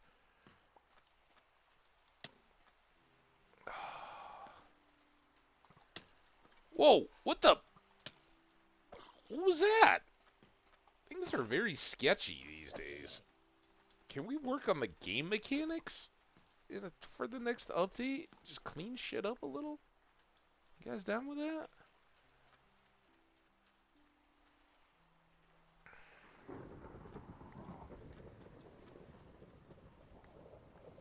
Okay, so he's still here. Creeper, come on back. We're not done with you yet. Oh, God, now I gotta... Apple up again.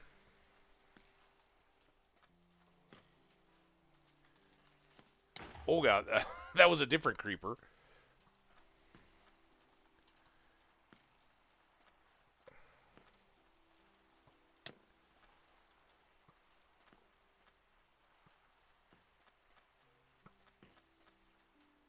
All right, shoot him. There we go.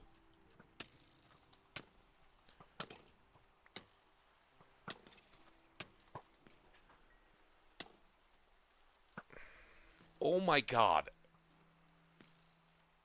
Hey, you got the disc, so now we're going to kill you.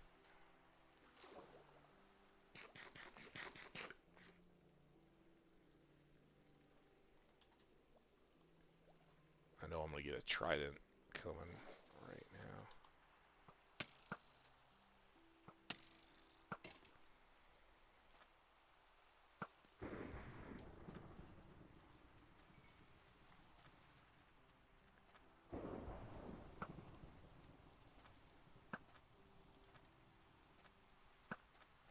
So, yeah, it's so sketchy now.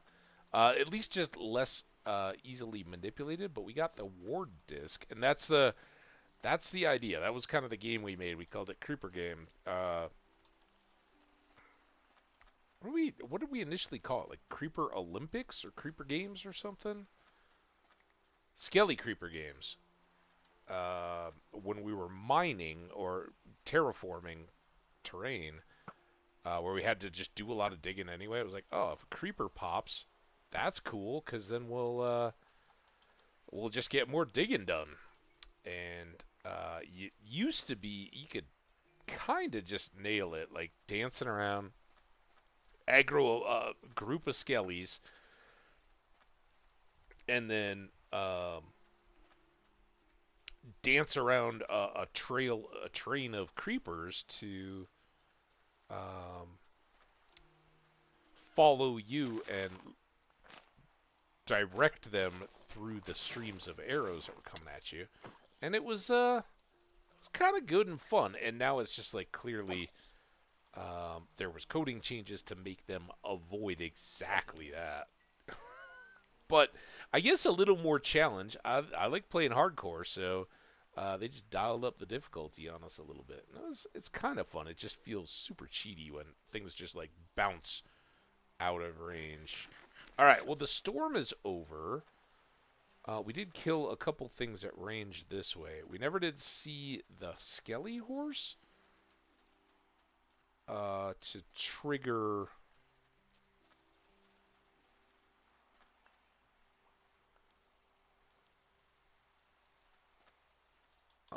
the trap and getting the killing off the Skelly riders and getting the 4 horses, but we'll keep an eye out.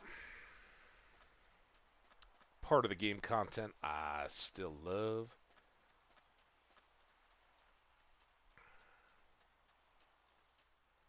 Alright, so now we're coming up on night, which means we should be able to sleep, get rid of this rain, and get everything headed back towards Librarian Town again soon. But I hope that helped for everybody that's around. We might get to roll a couple more books here, but we're not going to go much past 4 hours today. So I hope the Skelly Creeper game edition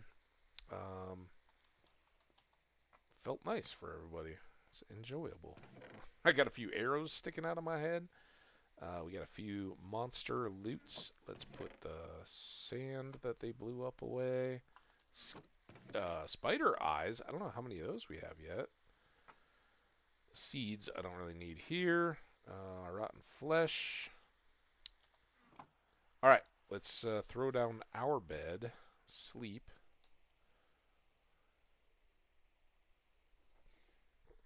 And see about one more day. It would be really good to get some efficiency or fortune or silk touch.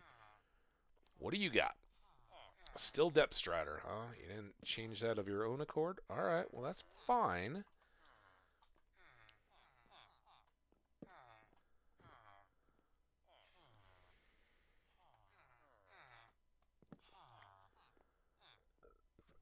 Come on.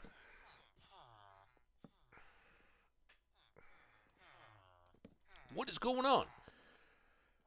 Fire aspect. Fire aspect goes on the sword. Excuse me. Flame goes on the bow.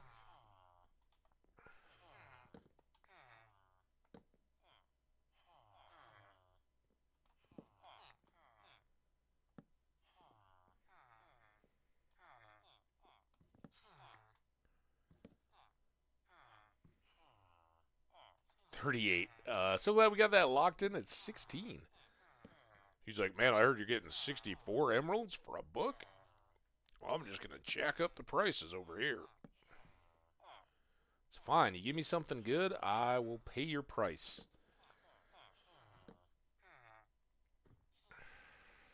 Fishing rod enchants are not going to do it. Sorry. That's not either.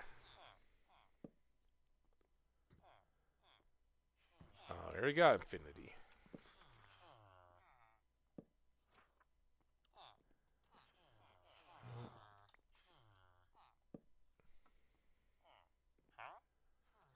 Nope.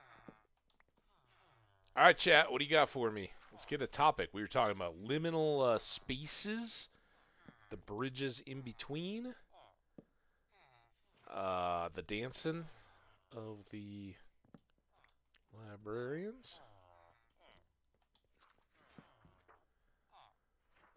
Oh, you so... Stop dodging. Stop resisting.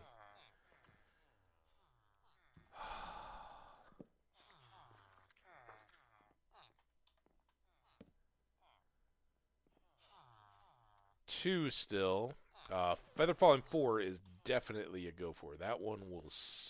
well, it won't always save you, right? You can still die to fall damage, but it gives you a much bigger cushion before insta-death. And we've certainly fallen in our fair share of holes. Sharp 5, because we already have it. What's the price? 43, yeah. Might be nice if we want to remake the sword, but honestly, 4. If we were to get Smite 5 would be more appealing, right? So we could make the other type of sword dedicated to the undead.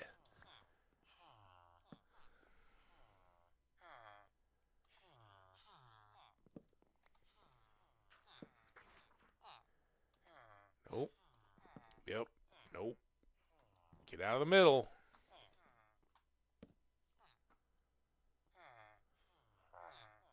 Sweeping Edge 1. A 3 on that might be good, because that would go on the 2 types of swords.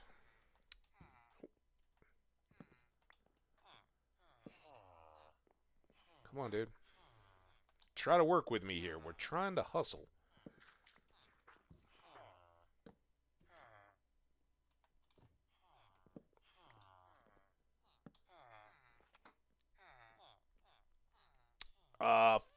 Fire Prot 4 at 26. Now, I have Fire Prot on something.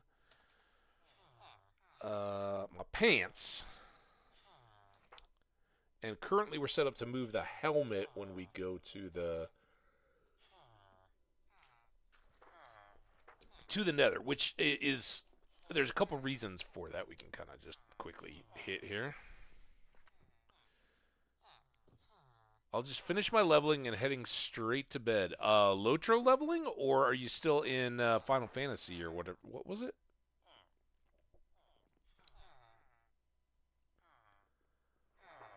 I lost it. What were you boss fighting in?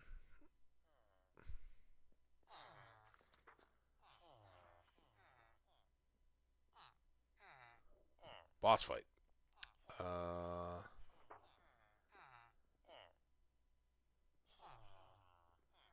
Final Fantasy 14. Is that what you're leveling in, or did you switch back over to Lotro or something? All right, now I got to go all the way back down the chat. Oh, after exams. Nice. A little unwind, a little decompress. Right on. I don't know. I don't know if you're finishing now or if you're gonna grind levels for a little bit. We got just a little bit longer here. I don't think I'm gonna take Fire Prot. Seems very specific and not altogether helpful. Super helpful. It is helpful, but we got it. All right. Ooh, Silk Touch for 6.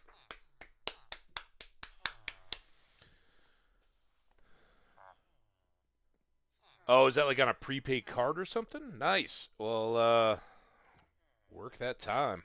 All right, Silk Touch. One of the ones we want. We definitely want to build up a Silk Touch axe, and we want to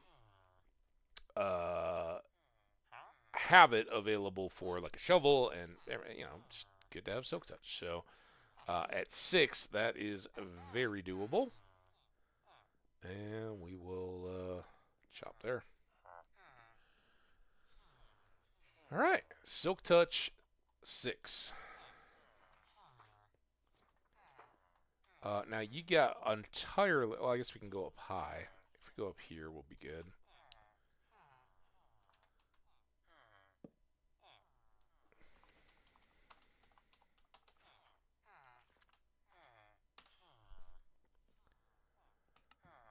Nice.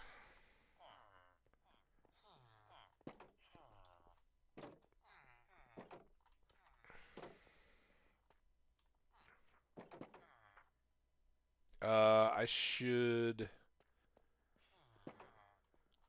take back some of this crap. Not the leather, the leads.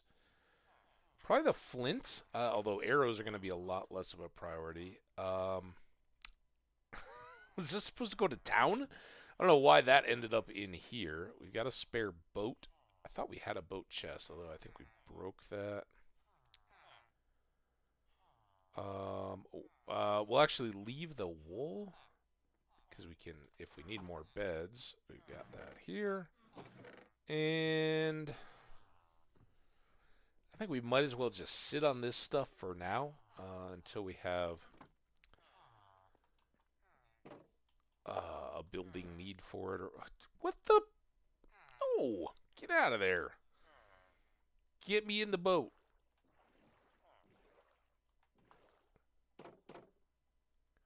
Don't stand up in a boat like that, folks. It can get very tippy. Ba ba ba ba ba ba ba ba ba ba ba. Very good day. I definitely want to shout out the folks that were a big part of the chat today, and we had some new followers. I don't. Well, Plonky was awesome. Plonky asking about grains and stuff. Plonky, it was great to have you. If you're still sticking around lurking, we appreciate you. Belladine 980, I'm not so sure, was full on human. But whether you were just saying what's up and not really familiar with the game lingo and all that, and opposed to answering any questions other than with very generic responses, or if you are a bot, you're doing good. You got a bigger vocabulary than a lot of the bots. Kind of kept us chatting. So shout out to you. Good old progress. I should have left all this crap. God. But we got a disc. We got a disc, guys. We got a bunch of enchanted gear. We got a bunch of emeralds. We spent a bunch of emeralds too, but all of that is very good. Glad to have it done. We sort of had a mass chicken exodus and then cleaned it all up as far as we know. And it was a grand. So kind of stop. Oh, did I leave that other one too in the water? That's going to be a mess. Let's very much not have these on our toolbar. Let's put these in. Anything into here? I wanted to silk touch something. I think it was the axe that I already had. I mean, a silk touch shovel is nice too, but it really doesn't. The best thing for silk touch shovel is like podzol and the stuff from mycelium, right? From the mushroom islands. Alright, let's put all of this stuff up. Got flint that now we could probably just trade back. I don't know that there's a whole lot of other flint needs. These unfortunately needed to go to the butcher. I do have some seeds in here. We got our archaeology stuff ready to go for next time, because I think I'd like to get back after a little more while I'm here. See it, do it. Load up on steaks again. And then we're going to put the disc up in the disc boxes. Archaeology ended up downstairs in that. Over here, I think. Yeah, look at this. We got Ward. We've got Aaron Cheroff Relic. That was from our archaeology. And we got Cat. That came from a spawner room. So getting a little music collection. We'll make a player at some point so we can listen to those. And here, I think, I scrubbed that. Oh no, that one did have fortune too, didn't it? I was thinking I had like an efficiency. All right, well let's leave this for now. If we get like an efficiency 4 unbreaking tool without a silk touch or fortune, We can slap that on there. A Silk Touch axe, like I said, really good for the nests. You can also get leaf blocks and all that kind of stuff for decoration. But mainly Silk Touch on an axe is good for the bees and the watermelons. Um, a Silk Touch on the shovel won't give you, like, if you do Fortune, you'll get a lot of flints out of gravel. If you use Silk Touch, you won't get any. You'll just get gravel. So pick it. But the Silk Touch is good if we want to get mycelium and podzol and that kind of stuff. So those are all potentialities there. But we'll kick things off, taking some of this stuff back over tomorrow. I guess let's run down to the boat. Put this. It's a chilled chest down there. It's a cooler, ice chest kind of deal, and we will put the meat and the feathers in there for our next visit to the village. Also, we did heal up our. Was that our fortune pick, or was that just the other silk? All right, so this can go here as a spare. These are both good to repair themselves. Our fortune will always repair itself because we'll always be getting XP when we're fortuning up ores. We now have 2 Silk Touches with efficiency 5 to carry with us. And shovel and axe. Man, I want to get to the boat. We got a minute before the ads start. I don't think I'm going to stick around through it, so if it cuts me off, I want you guys all to know how much I appreciate you. You're amazing. Thank you so much for being here. You absolutely rock, and I hope you're enjoying. We're very close now. We're basically to the point where we can go to the Nether, and that may very well happen in our next stream sometime tomorrow. Look for me to maybe get started a little bit earlier. Weather's maybe a little more iffy than it has been. Our ad is about to start. Let's grab these 2 as well. All right, there we go. Extra crap in the boat. 10, 9, 8, 7, 6, 5. Let's just end it right here. We're in the middle of the day. Thank you all so much. I appreciate you guys. Have a wonderful day. Stay awesome, my friends. We'll see you next time. Bye now.